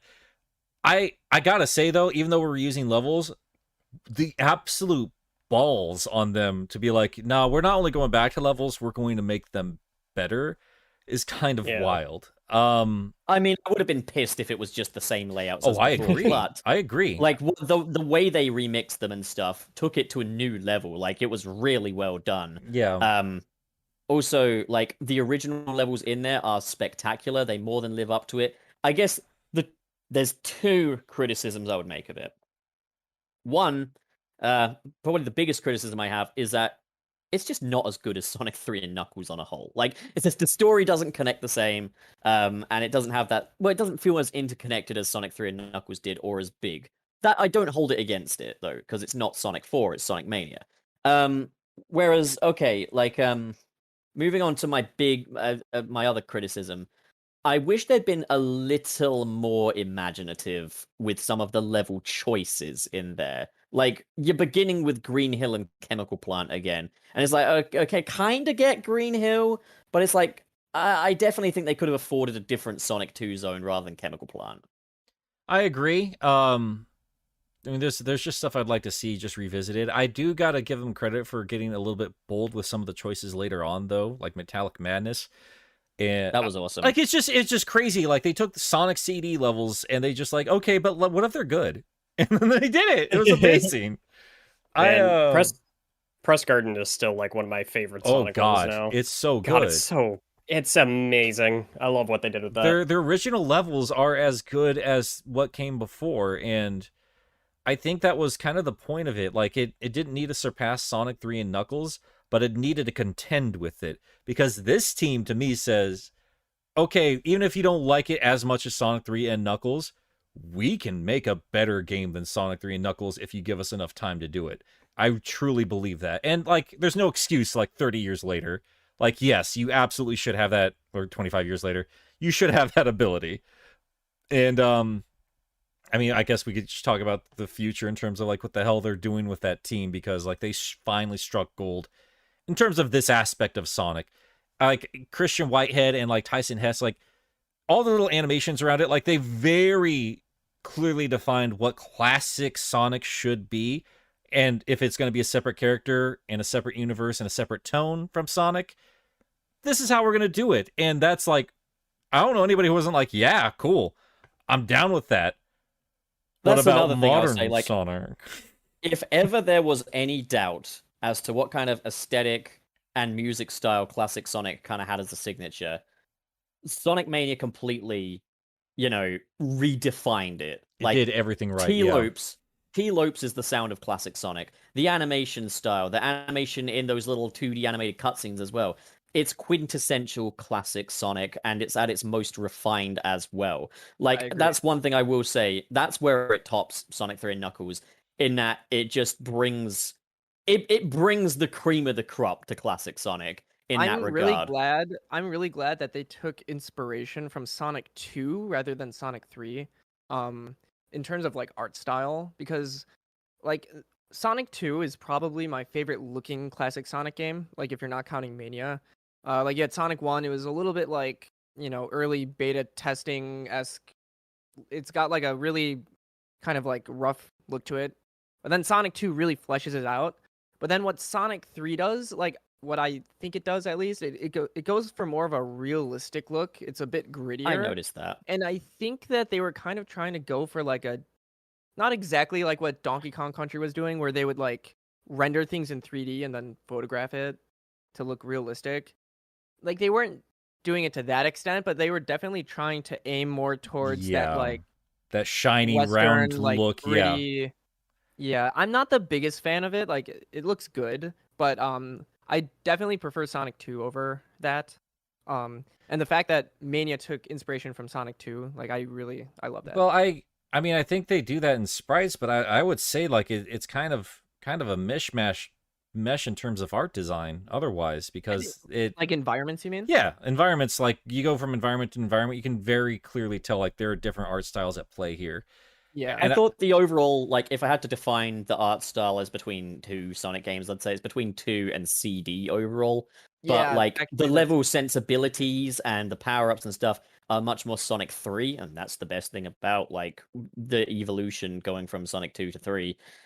Yeah, I Also, think, of course, having little cutscenes. well, Like, I mean, like, I think it's fine regardless one way or the other. I like Sonic 3 Knuckles aesthetic a little bit more, but you're not wrong. It is, without a doubt, like, doing what, the games were doing back in the day. Like, everyone was hyped for 3D. It's 1994. Like, Right. I mean, PlayStation's out by the end of that year in Japan. So yeah, they were definitely going for that. And in terms of, like, what they accomplished, I think it's really incredible on a technical level and in terms of artistry, but I'd say, like, yeah, it's a critique one way or the other for Mania, where, yeah, like, I get what you're doing in terms of aesthetic. I think that makes sense. If they were going to do a Mania 2, or they're going to keep that team on, I would like to see them take on their own style. I don't need another 16-bit Right. Sonic. I'd like to see Triple Jazz, if you guys played Sonic Freedom at all, like, holy shit. oh yeah, Yeah. or it's- the Sonic 2 HD. Exactly, art style yeah. as well. Like, Sonic bring 2 that- HD is fucking gorgeous. It is. Like, you make the cover art playable. We can do that now. yeah. Fucking do it. Make the Slightly toy arts. unrelated. Yeah. Make the If I toy were art to style ever, like- available to us to play. Yes. If I were to ever make a Sonic fan game, my idea would be to do the Sonic Advance games, but like in a hand-drawn adventure style, kind of like Sonic Freedom Mm-hmm. is doing with Sonic CD, like that. Yeah, basically make like the promotional material like the game. Yeah. Have that Just art just style do as the the whole game. like leap off the page type of thing at that point. Right. Yes. Yes. We have the technology. We can do this. We can make him better. We can build him better. I'm referencing an old show I never watched. Sirs, you have anything to say about Mania? You've been pretty quiet. So a lot of that comes to do with real life stuff. Fair But as far as Mania goes, this was one of those games that I did not play as soon as it came out, and I am glad I played it the way I did. So I had a choice between getting Mania on my PC or on my Switch. And the Nintendo consoles are where I had my first experience owning Sonic games. I played them first on my friend's Genesis, but owning that game on my Switch and playing it, bouncing between. So I played it originally, on TV on Switch, and then I went to the Faithless Forum, which is actually the event that let me meet a bunch of YouTubers that helped push my channel into numbers that eventually would let me go full time. So Mania has a lot of personal stuff to me because it's the game that I played when Raz was driving the car for parts of the trip on the way there. It's the game that I played at the forum because I wasn't great at speaking with a whole bunch of other people who had, hundreds of thousands of subscribers more than me. I could say a bunch of things about how it's a great 2D game and how I liked seeing a return of the cutscenes from Sonic CD almost in the way that the game opens up. I could talk, forever about how it's a wonderful game, but for me, the biggest things with Mania are the fact that me being able to go full time on YouTube and me playing Sonic Mania for the first time on my Switch are literally linked hand in hand chronologically. That's awesome. Thanks. I link Mania to a very, very sad time in my life. I don't have to get into it here, but I was very determined not to let real life keep me from enjoying a new 2D Sonic game. So I'm glad I don't associate it with bad times. So very appreciative of that. But we should probably talk about a worse time in that same anniversary. No, that's done. Okay, so 30th anniversary was Sonic Colors. Okay. Sonic Forces. I'm sorry, pup. We're forced to talk about this. This was Obligatory forces joke. this was one I of mean, the how first much things. can we say that we haven't already said in this podcast every freaking episode? Can I make a personal thing? When I first moved into my very first apartment with my first partner, I played my first game in there, and said game was Sonic Forces. which was a sign of things to come because I had a shit time in general, and she's not my partner anymore. So, like, yeah, like Sonic Forces, these things are Think fucking Sonic temporary. Jesus. All right. Well, there you go. I mean, I don't know. Like, chaomix, it's our first time with you here. What do you think about Sonic Forces? Man, I see some people recently kind of like try to vouch for it, and I think it's too early. We can't be doing this yet. We need like They gotta another wait 5 till to 10 years. it's as old as 06. Exactly. We can't be doing this yet. I think yeah, like the ambition is one of the things that's brought up a lot. Like, oh, this game had a lot of ambition. Like, but Didn't does it though?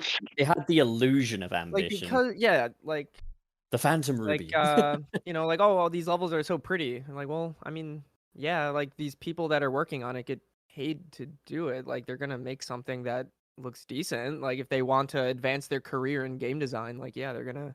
It's not even as pretty as a lot of the And games it's that came reusing before a it. lot of assets. I didn't even Yeah, not notice even it until I assets, but played. just like ideas. Like No, but levels I didn't and even notice this until I options. played Colors Ultimate. The Eggman Empire Fortress, the central part of it, the big tube with the moving stuff, is literally an asteroid coaster.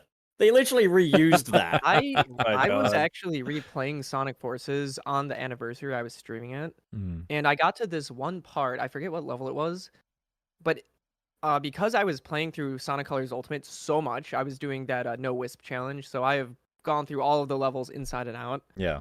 There was one part that I was like, wait a minute, this is literally copy pasted from Sonic Colors.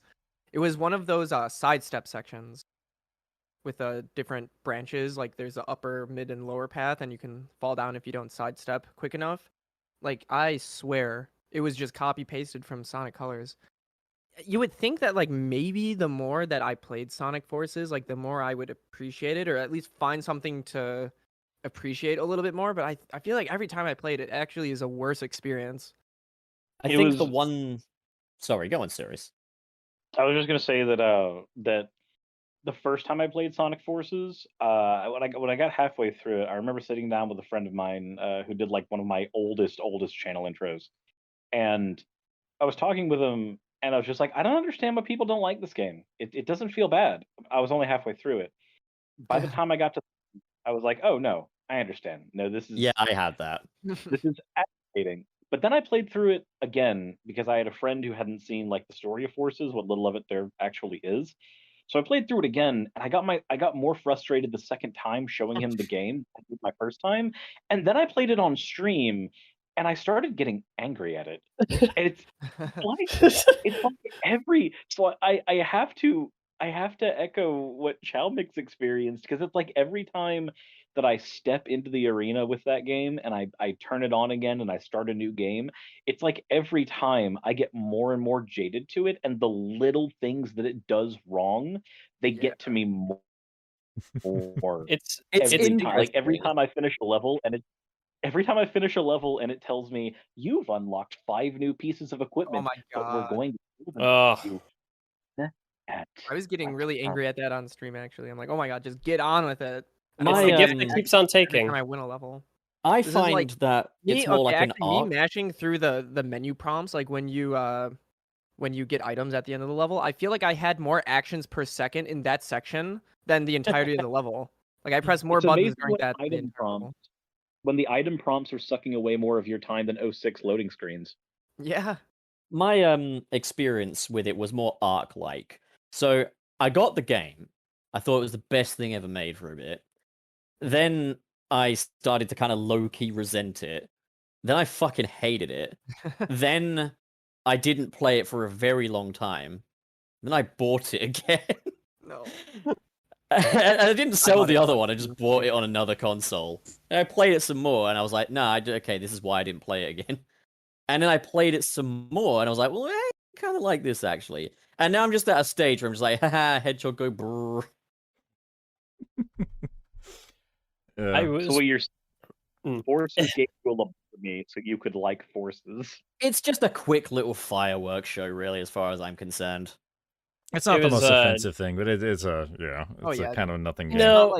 it's far from the worst Sonic game.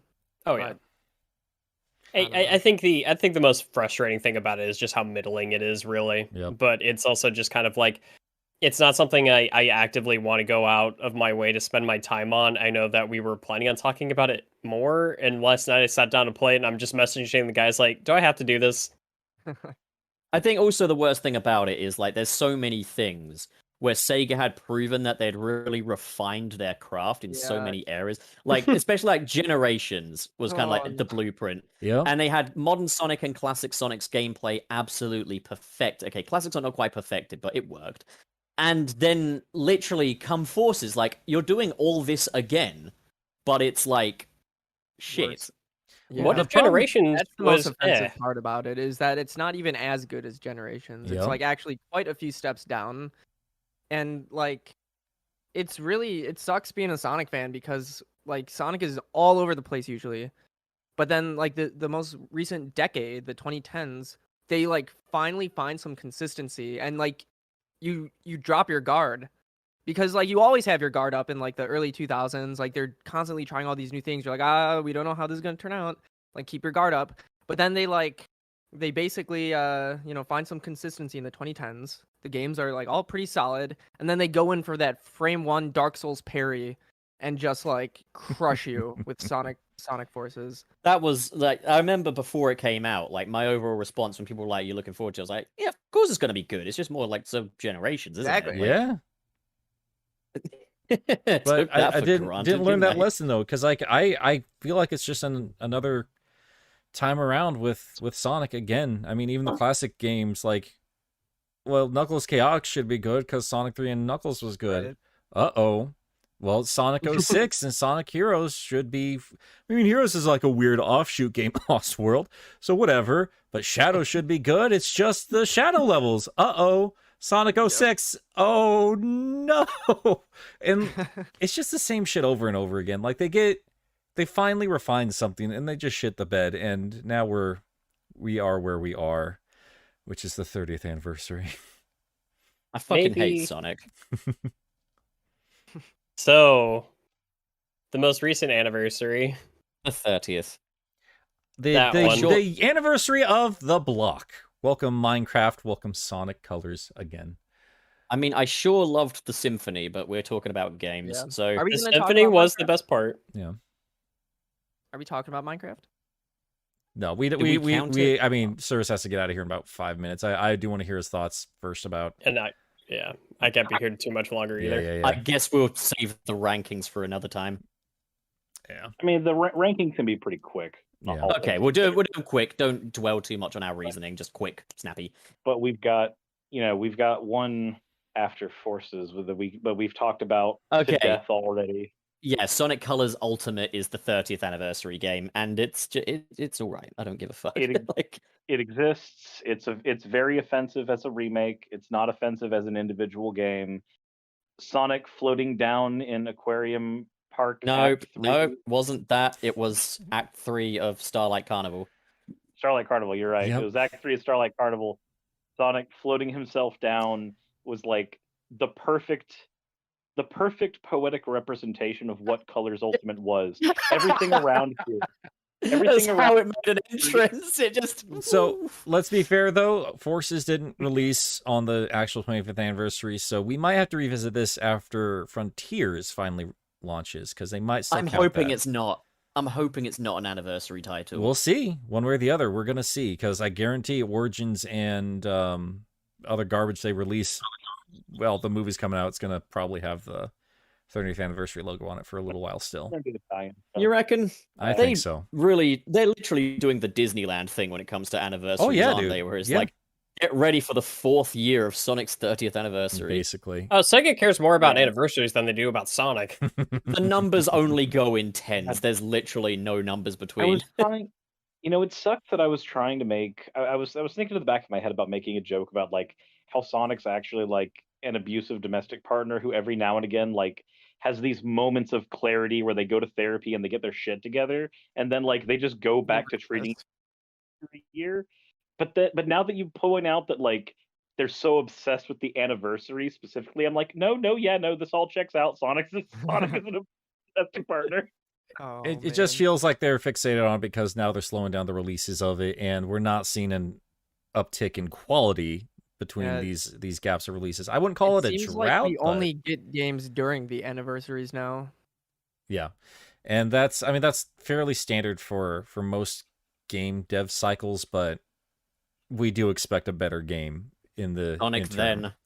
Yeah, Sonic I'd say then. in He terms goes of like fast. time in Sonic between today. games, Sorry.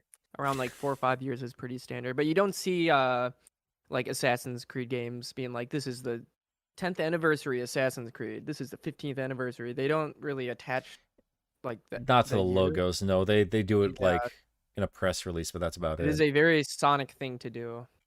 Yeah.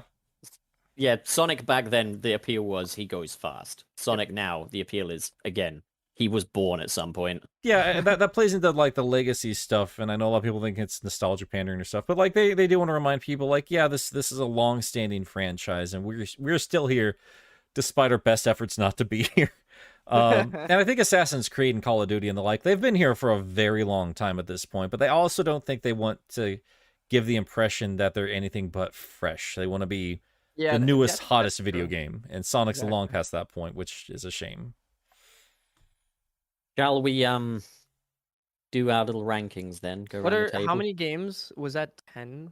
We're just doing so- them in just the anniversary, so blocks basically. Because if we did the games, Oh, there's going to be a lot of repetition. So it's like 6 to 1, so including 10 to 19th anniversary as well, Sure. just for the sake of. So you should have 6 entries overall. Shall we let Let's- Wayne and Cirrus go first because they have the Absolutely. least time? Sarah's first, yeah. Okay, Go on, tits. So Do it. I'm gonna Wow. Oh, Jesus. Just let him go. Let him go. just wait until you see the Christmas models, pup. Anyway, I'm not looking forward to it. say this. So I will say this: as far as my rankings, it's going to be kind of obvious for me. 10th anniversary is going to be Sonic Adventure 2's. Like, Advance 1 and Adventure 2 were the first Sonic games I ever owned. And as far as like total packages and how much they mean to me, at least with Adventure 2, I really can't top what that game means to me. After that, I'd have to go with the 20th anniversary. As much as I like Mania more, I'm sorry, I just have to give that to Generations. After that, Mania, even though it's with Forces. Past that, I'd go 15th anniversary. I really don't know where I'd throw 19th and 30th because both of them just feel so. They just kind of flubbed and happened, and I just don't care.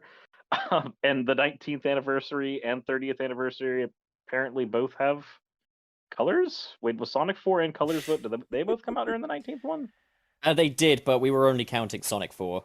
Yeah. Yeah, okay. So if it's Colors twice, then Colors gets the same bottom slot twice. That's how I'm ranking that. All right. Well, thanks for hanging out with us today, Cirrus, and have a good day, and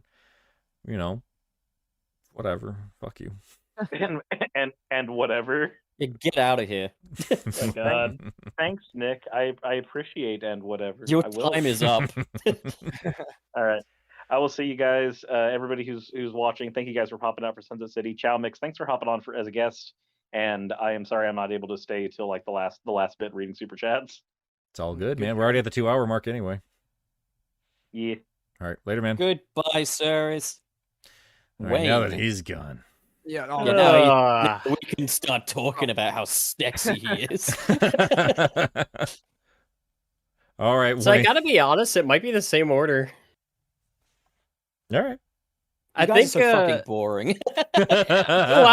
well, I think Sonic Adventure 2 was probably, while it didn't have all the fanfare of a lot of other like anniversary celebrations, I think it was probably one of the most high quality in terms of just its output. Sonic Adventure 2 was one game, but I mean we did also have Sonic Advance 1 with that, and those are both quality titles. How often do we get like two games of such drastically different builds that come out around the same time that are also both good? So it's like yeah, Sonic Adventure 2 on top. Then I would I might switch it around a little bit. I would put Mania above Generations. But Generations is just behind it. Then 06 and Genesis, and then yeah, Sonic 4 and Ultimate can just fuck off. All right. I You guess want to I'll... stick around a little longer, Wayne, or I can be here for like another just under a half hour. okay? we should be able to wrap up. We can't keep on the show forever as much as we'd love to. Well, shall we go to chaomix? My number one spot would be the 10th anniversary, just because it's got Sonic Adventure 2 and Sonic Advance, which kind of was like the start of this formula that they would use with like mainline titles and spin-off handheld games, which is probably just like my favorite era of Sonic, where we were just getting like decent quality stuff. It was a little bit hit or miss sometimes, but like we were getting things unlike today. And I think most of them turned out pretty decent. There were a few bad ones, but the 10th anniversary definitely kind of set that formula for the kind of dual releases that they were doing. And on top of just those two games being some of my favorites of all time.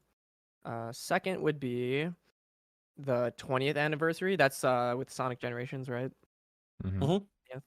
Yep, that would be my second one, just because Generations is just one of my favorite games ever. And just on a celebratory level, it is like leagues better than any other thing on this list.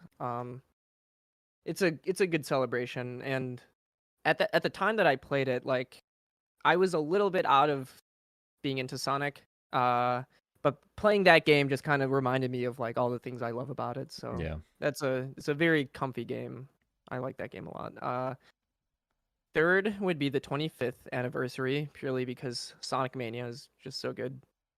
Had to put it up there, because below it we have the 30th anniversary, which I'm giving a little bit of the benefit of the doubt and kind of including Sonic Origins and Sonic Frontiers, assuming that they're gonna be like okay, decent, maybe even Yeah. great games. But it is kind of lower because Sonic Colors Ultimate was a little bit insulting. The fact that they thought they could just kind of do a hack of a port job and call it an anniversary. That sucked. So Yeah. not a huge fan.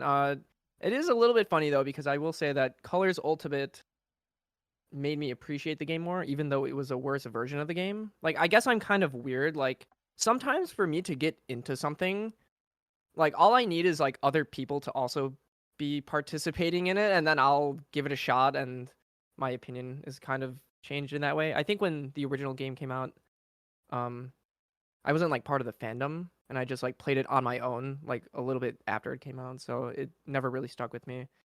But despite all that, it's in fourth place. Then fifth place, we have the 15th anniversary.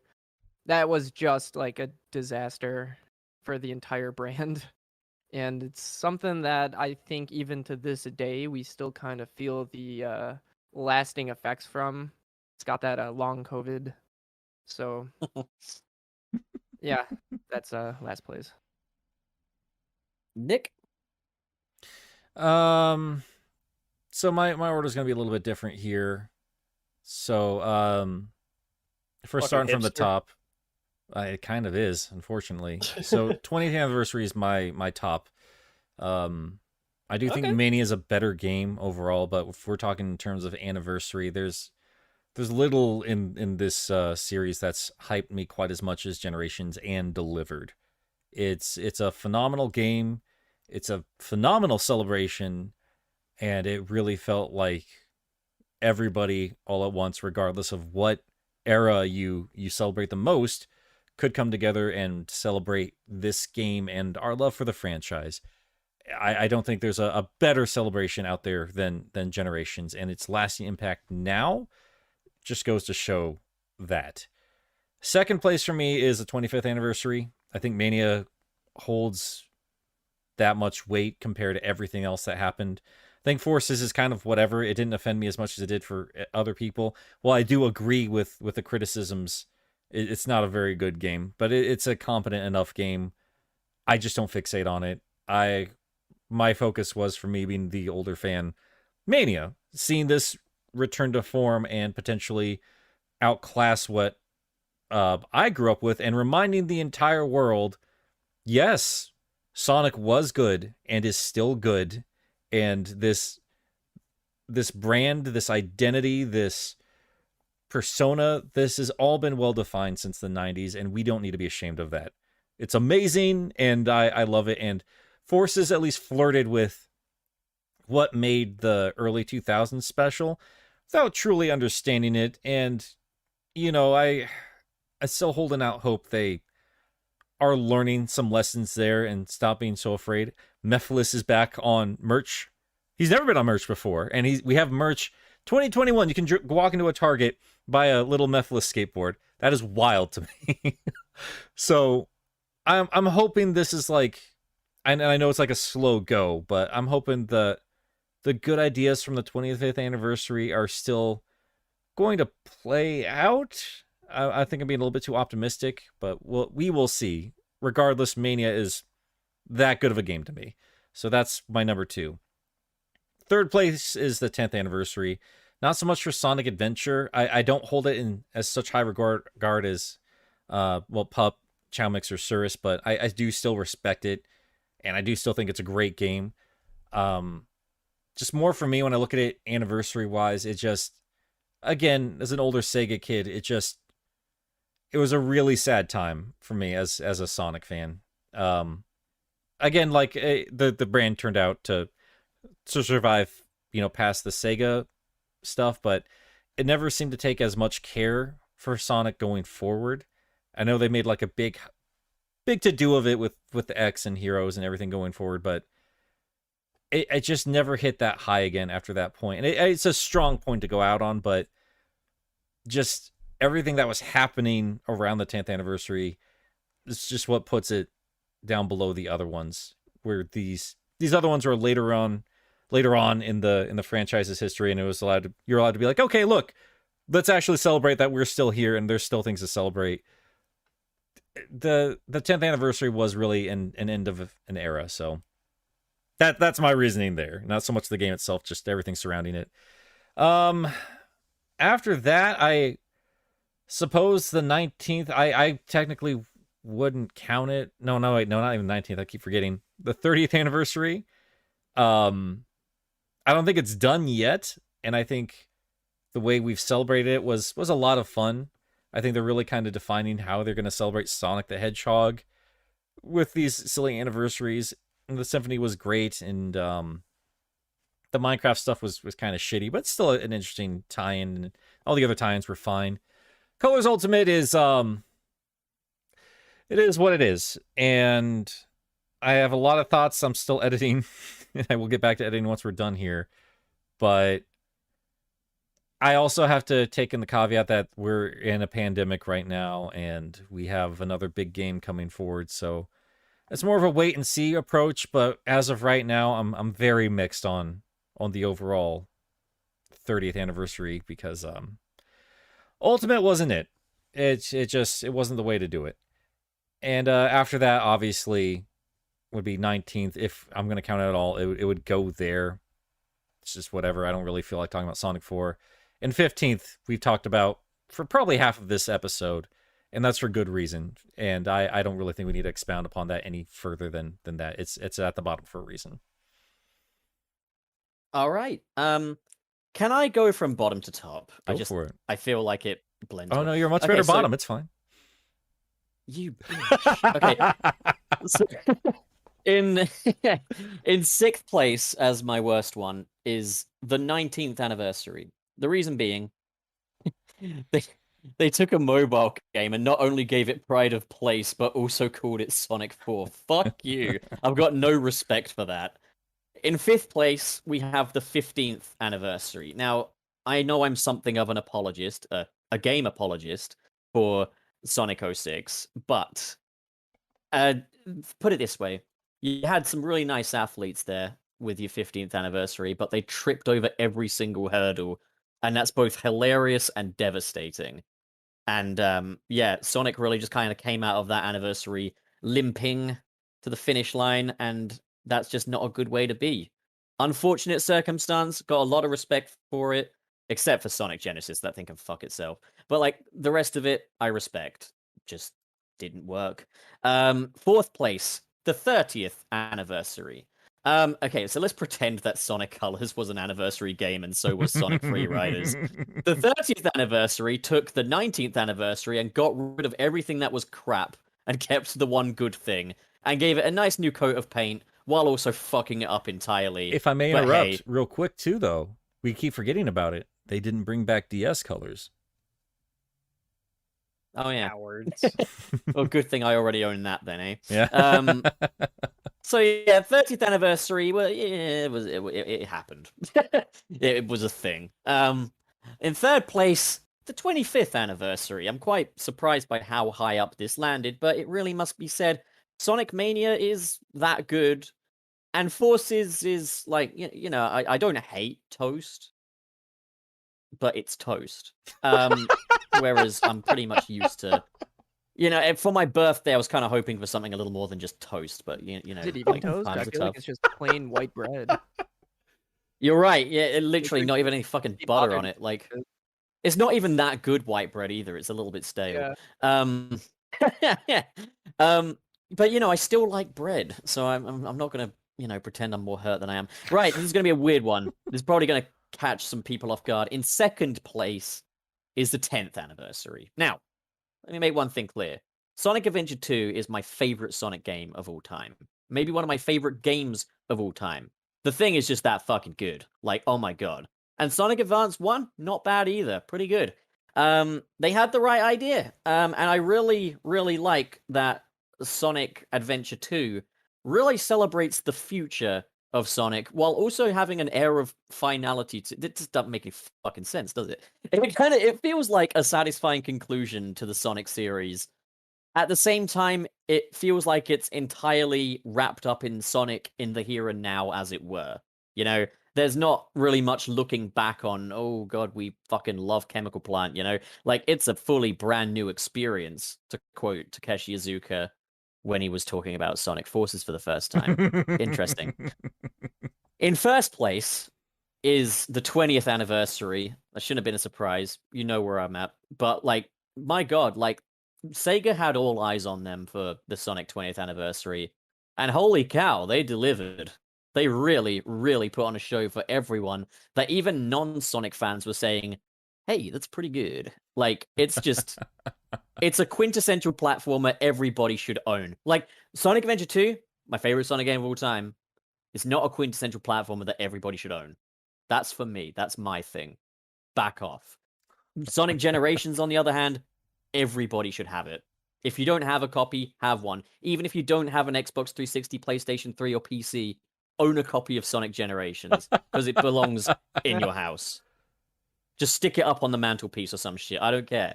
That game is to be respected. And can I just say, it's got one of the best special editions ever, and you fuckers in the UK are the only ones that got it. I had to import that thing for like twice the price. You want to know a fun fact? I didn't get the special edition. Lol. It's really good, dude. It's so good. It's such a my good special parents, edition. my parents were like, look, dude, you've already got the special edition of Arkham City, so you're not getting the special That's edition fair. of Sonic. That's fair. I was like, but what if I pay for it myself? I was like, no, save up for something else. Mania I was had like, a okay. collector's edition too. I had It's it. a really good one. You can tell when Sega's proud of their games, man. Mania collection, the Mania collector's edition was really good. Oh as my well. god, Like, it's so good. They're both really good. Man, just again, like I just said, you can tell when Sega is really proud of one of their games, because man, they went all out for both of those in terms of the goofy, kitschy crap that you could buy with them. But in terms of overall quality, just like, because I'm looking at both of them right now, like the statue that came with Generations, a little bit better quality. They both came with gold rings, and I just love them. I just fucking love them. So there we go. We're done with the main topic then. We're which done. Yes. brings us to my favorite part of the show, the part where we count all the money we've made. Oh my My God. No, but I love it because we get to interact with the fans. No, for real, I do like hearing what you guys have to say. We do, yeah. We appreciate you guys so much. What order are we doing this in? Because this first question here is very much for chaomix. Oh, chaomix, you want to read that? From Trey. Or, No, not from Trey. It's up.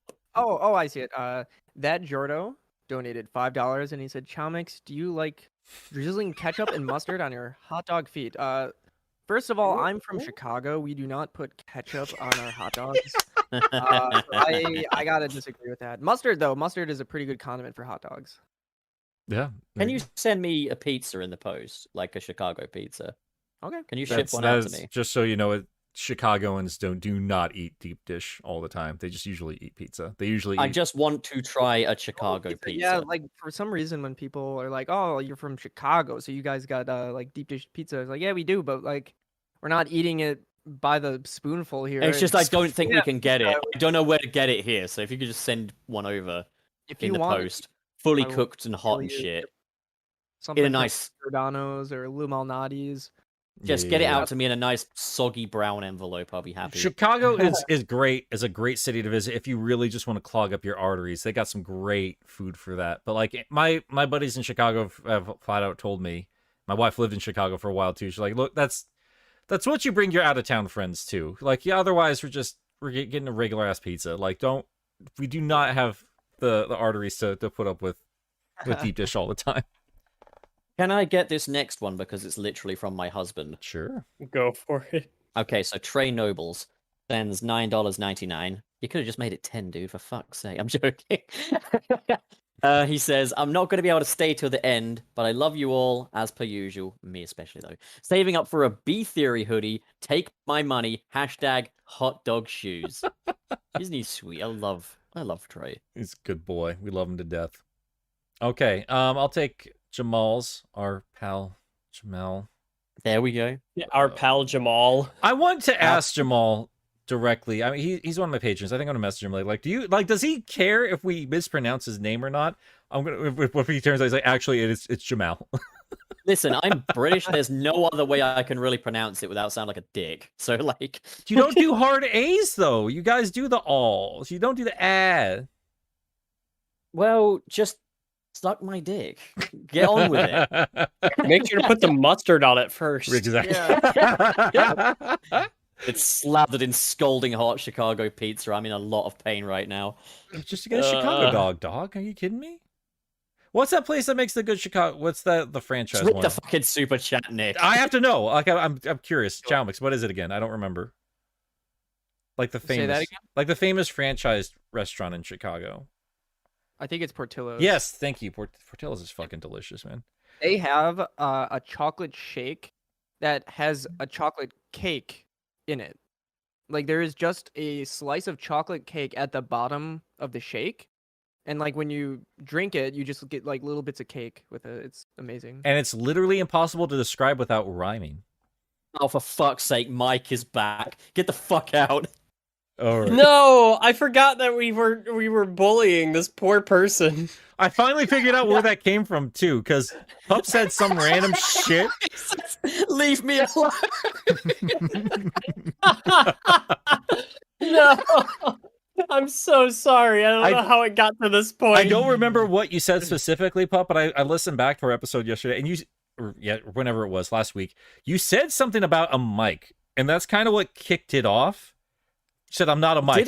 You said something along those lines. I don't. And then like 10 minutes later, after we all forgot about whatever you said, the chat just went ballistic with it. No, for real. Like, Mike, just, I want to let you know, this is all in good fun. We love you, Mike. But still, fuck off, Mike. Oh, God. Anyway, You dick. Jamal says, happy B Theory. Nick, I said my own name wrong. Nick Cross, Sally Acorn, and Pup Cross Rouge forever. I can't read today. What is wrong with you? I'm tired. I like the fact that tired. the fact that he's turned Sunset City Fridays into a national holiday. I'm very happy for it. A weekly national holiday. Wayne, you're up. Ay. Okay, so from Miles the Prower, we get US $5. I don't have a witty remark, so here's some money. Thanks, Miles. Well, it's still greatly appreciated. Thank you very much. We love the money. Chaomix, you want to take Otis's? Sure. Otis Small with $2. Hey all, your boy here. Hey, Otis. There's a big fight going on right now in the live chat. Jack out of Mike neck, is- cross solely background. Mike is just fucking taking names and kicking ass. Oh my god. Fucking love to see it. I really hope Mike is actually okay with this. I really hope that we're not actually upsetting He him. can leave if he doesn't like it. Yeah. Oh, kiss no. out, Mike. All right, Pup, your turn. Wait, it's my turn. Okay, so Chris Lennox sends $5. For the love of God, why can't we get a new game focusing on an open world adventure on Anal Island? Angel Island. A reboot of Sonic 3 and Knuckles. The See, I dyslexia like- is real today, guys. We're all tired. I actually only had like 4 hours of sleep as well, so like This just makes it all funnier. That's the sequel to Mobius Unleashed. Taking a trip to Anal Island. that's actually not a bad idea. I might see if I can market that. That's where nipples the enchilada lives. All right, Nick, you're up with dicks. She gonna take that dick. So Yuck sent us $2, Cirrus, Wayne, Pup, and Nick. Yeah, fuck you, chaomix. You don't even exist. Speaking of chaomix, do you want to take Deox's next one? Deox, yeah. Isn't it Deox- Wayne's turn? It's okay, Go on, I'm not Chaomix. here. Fuck Wayne. Who cares about Wayne? Deox with $9.99. What is your biggest Sonic guilty pleasure? Can be comics, animations, fanimations, game, fanfics, art, act. Oh, I know. Mine's Sonic the Unleashed. Hedgehog. I don't want to repeat Mobius Unleashed. It's not a guilty pleasure, I swear. I actually feel very good about it. nah. Tangle the lemur. Tingle. I'd say Sonic R, honestly. I think What, the R-rated Sonic game? agree with Yeah. that. I think it's just like I Right. keep saying, it's the one game everybody agrees is bad, but we all like it anyway. Yeah. I did a video on it, like literally in the title. It's like Sonic R, my biggest guilty pleasure. That is I saw definitely my that. guilty pleasure Sonic game. Yeah, I can't wait to cover it because it's fascinating. I had that script ready to go for that long before I started my channel, but then I noticed that people were saying what I was already going to say about it, and I was like, well, you got to revisit this. And looking at it just from that perspective of how everybody else has been covering it, it's fascinating to me that it's that consistent, like, endearing, just appreciation of this game. So Yeah, I adore everything about it. yeah, I do too. So that's Right, That's mine. so Nathan, it's your turn. So yeah, actually, Wayne, do you have a guilty pleasure for Sonic? We're gonna count Mobius Unleashed as pups. No, don't. I don't mean that. Tangle the lemur. There you go, attaboy. All right, you did say that. Shit. When you say guilty pleasure, do you mean as in guilty pleasure or guilty pleasure? Not to that extreme, but I did have to come to terms with the fact that I was just like, I just really like this character a I think- lot. I think my biggest guilty pleasure is yelling chaos control at the point of climax.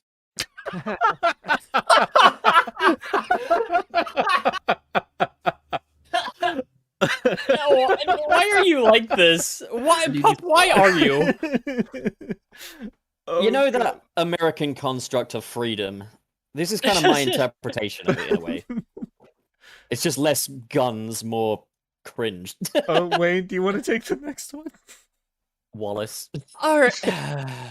Mr. SP, US $10. Sonic 06 finds itself in plenty of worst games ever conversations, but it wasn't even the worst Sonic game of 2006. Sonic Damn Genesis right. is Sega's greatest atrocity, and most people forget it exists. I think it deserves to Um, be on that. I think it deserves to be lambasted as much as it does, considering what Sonic should mean to the industry. I think interpretations of like what the icon status is versus the quality of the game. I think that needs to be part of that conversation as opposed to just a shitty port of a good game. But for the sake of Sonic's future, can we please, like, if we're going to have conversations about 06, just do it in a nuanced fashion? Give me a Sonic team that has the balls to say, fuck you, we're going back to that game and we're remaking it and we're going to make it awesome. Or make a sequel that has all of the problems of the original just for shits and giggles, Just and go call it mad Sonic with Adventure it. 3. Double down. I mean, if they actually did like a self-aware thing and like even had them like acknowledge the problems with the game. Oh wait, Don't- you just end up with Colors Ultimate because Tails literally does that when you go out of the level geometry. Just intentionally, like, don't code Sonic's like special meter properly so it never goes down.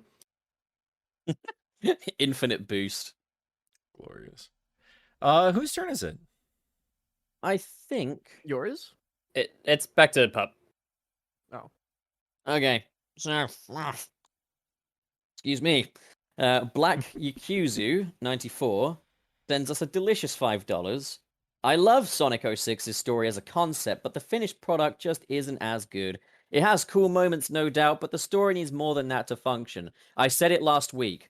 Zack Snyder's Sonic 06. Swap Steppenwolf out with Mephiles, swap Darkseid out with Iblis, and swap the Amazons out with the Echidna tribes. Bring Yuji Naka back just to finish it. Why the fuck not? Let's get nuts. Swap Batman out with Shadow as well. There we go. Nick. Sony sends Faith, us Professor Canadian $6.99. The best anniversary is the 5th anniversary of Lost World. 5 years of Zedian ongoing. Why is this now a part of this channel's lore? Is that we just like love the Zeti at this point? Because just like the Sonic franchise, we're just gonna shove those fuckers in anywhere we get the chance. So that's just what happens. This was the point where Suris let us know he had only 40 minutes left. Yep. He was, I guess you could say, crushing on time. I guess you could say crushing 40. Oh god. But like, yeah, Nick, go, you bitch. I did, you bitch. He just Okay, did. go on then, bitch. Oh, you did? Oh, sorry, bitch. Chaomix. Get going, you King, bitch. You want to go up? Uh, Shut up, bitch.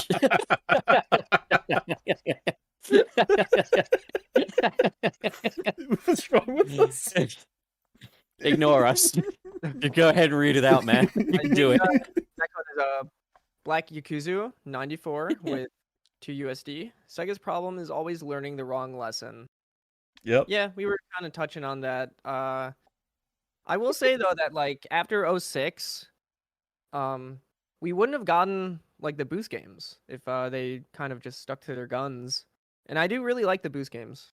I think they're really fun. So I can agree with that. Like, we wouldn't have gotten Sonic Unleashed, which is one of my all-time favorites, but part of me wonders, do the needs of the many truly outweigh the needs of the pup? It is always that what if scenario. I mean, if Sonic 06 was good, is that worth the sacrifice of Sonic Generations? I don't or know. they decided to do a sequel to Sonic 06 in the same style, and What just would it kind have of been? Yeah. fix the broken things, and we probably would have gotten completely different games afterwards too. So, Wallace's mic is muted. What a slag. Yeah, no, sorry. My okay. we went so far into the afternoon that my Roomba is scheduled to go off at a certain time of the day, and he's knocking on the door. And he's trying to get in, and I'm like, no. Well, you've got a super chat from Aki Dave to read out, so come on, slut, do it, read it.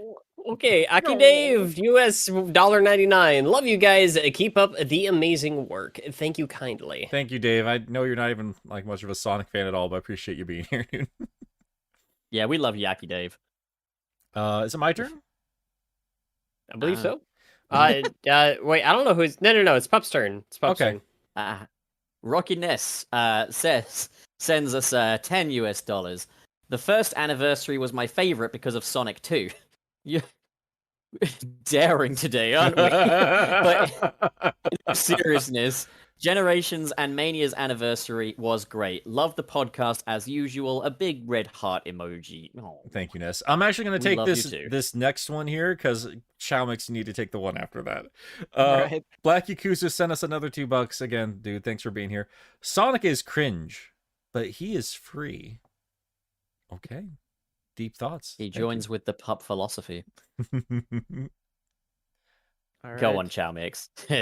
Evil Dalek with £1.79, testing to see if Chaomix can say my name right. I think I did.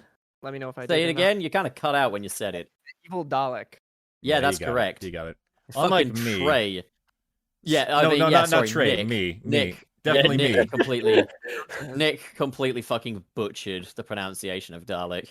Yep. Dalek? What a jackass asshole I was that one day What a specifically. Fucking idiot. Fucking dickwad. Can't even wear a God. guitar properly. Piece of We shit. should have just fucking not had you on the jackass. show that day. Honestly, that probably would have been for the best. What an embarrassment. Honestly, it wasn't even fucking worth it, although you were looking prettier than usual. It that day. really was my Sonic 06 of the podcast. But there was just something about your eyes that day that was so tantalizing. What, did you have a shower or something? Occasionally. Okay, Jamal. so- Jamal sent us Our another $5. pal, Jamal. Jamal, tell us if we're saying your name wrong or not. God. He sent us $5. Hey guys, which favorite Sonic game would you want rebooted? That's a big question because I have a lot of answers. That can be like an entire podcast episode. Oh yeah, and it probably should be. SA1. SA2. Is not as good as SA1. Would you just fuck I don't think you can remake one without remaking the other. I think that's just Nah, do them both together. Yeah, be bold about it. I agree. And a third one. Do a third one with it.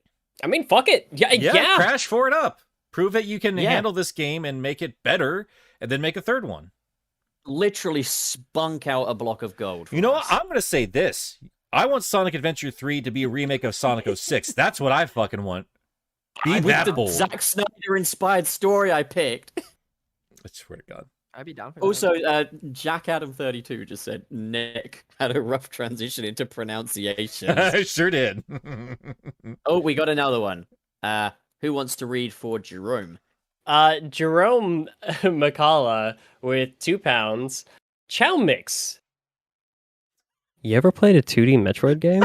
You absolute prick. I have played through Metroid Zero Mission at least 3 times, Nice. and then I went through Metroid Dread recently.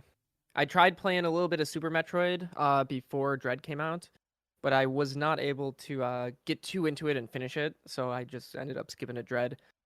But from what I did play, it was pretty good. But yeah, Dread is amazing. I love that game. It's definitely like Yes. my game of the year. Yeah. Well, Nathan Wallace, now that you've said the M word, you want to say the fucking K word as well? the Kisses. Hey, so anyway, y'all guys, did y'all see? I posted on Twitter. I got those Klonoa vinyls in. Was it the vinyls? I just saw the tapes. Look this up. Oh yeah. No, I got the I've got the vinyls and the cassette tapes for both.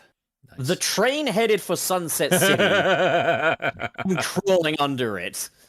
Well, guys, I mean, off air, we should probably talk a little Klonoa because I want to talk more Klonoa. I have a lot of feelings to vent out. Just nothing you haven't heard before, but I just have a lot of feelings.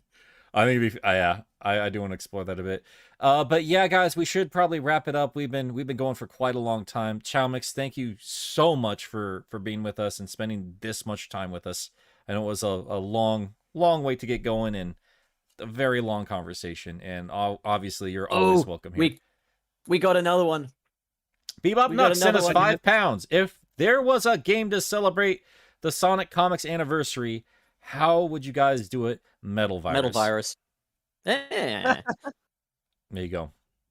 Oh, hey, Jamal. Yeah, Wait. Jamal, I said it right, pup. For God's sakes, Nick, you got my I'm name telling right, bro. you.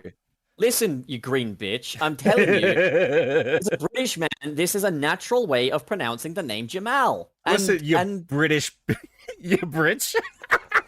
why don't you go celebrate Thanksgiving, you Yankee fuck? I will violently. Oh Yeah, no, go. they did too. Oh no, America Heard the did. tradition. Oh Turkey. no. Oh, You goddamn turkey. I tell you what, when we fucking colonize you again, we're gonna call it the Empire Strikes Back, bitch. Get ready. all right, that'd be fun. Make I am things gonna have to interesting. get going soon. All right, guys, if you want to follow more of our nonsense, I'm at Game Apologist. I released a Sonic Colors Part 1 video last week. I got to get back to work on Part 2, and I want to get it done within the next couple days, so stick around if you want to see more of my thoughts on that. I've been quiet about that game for a very specific reason, because I have a very obnoxious amount to say about it on my channel. If you want to go visit Wayne, his is Wayne is Boss, and it is a phenomenal channel. He is a very smart boy with very good thoughts on video games. He's also quite good looking as well, it has to be said. Yes, he's like a sexy... I almost just said Tom the Watts. What does that even mean? Tom DeLonge. Oh, yeah, I thought of Tom DeLonge and Scott the Watts. Listen, man, like, if I were into dudes, I would totally be way too nervous to ask you out, man. Oh. Who was the other person I got compared to? Like, just last night? I don't know this person. It was... Ben Shapiro. No, that's the voice. That's the voice. Linus Sebastian? Wait, is that I remember that. What the fuck is is that that? Linus Tech Tips guy? I can kind of see it. I love that guy. I don't know what Kind that of is. see it a little bit. Just a little bit. At least you don't get James Woods.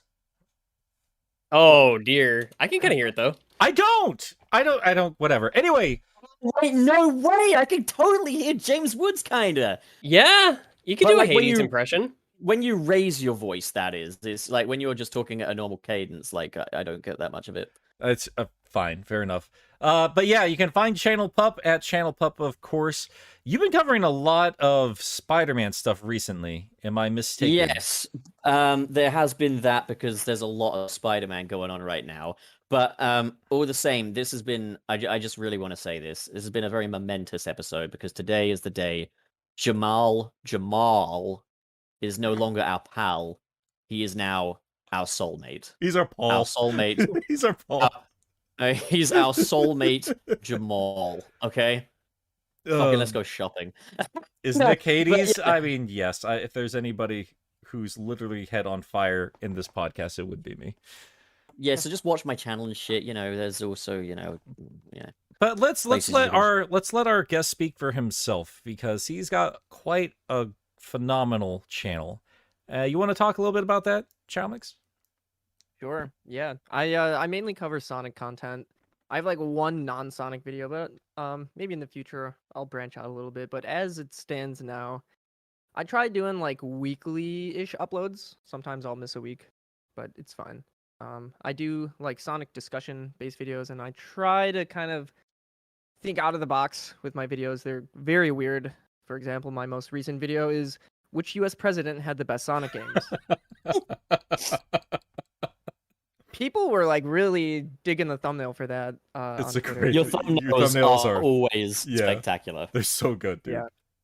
I have one hanging So, on yeah, my Check wall. out my channel if you're interested in seeing some really weird Sonic videos.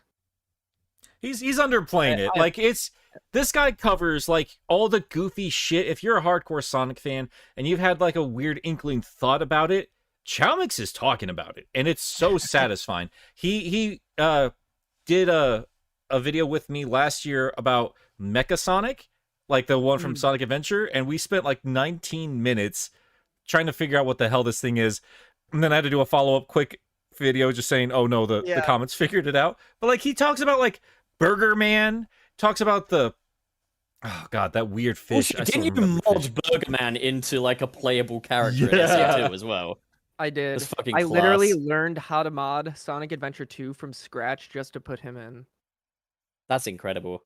You're the content creator in the Sonic community everybody gets along with. Everybody loves you, and for good reason. You're an awesome dude, and we loved having you on, man.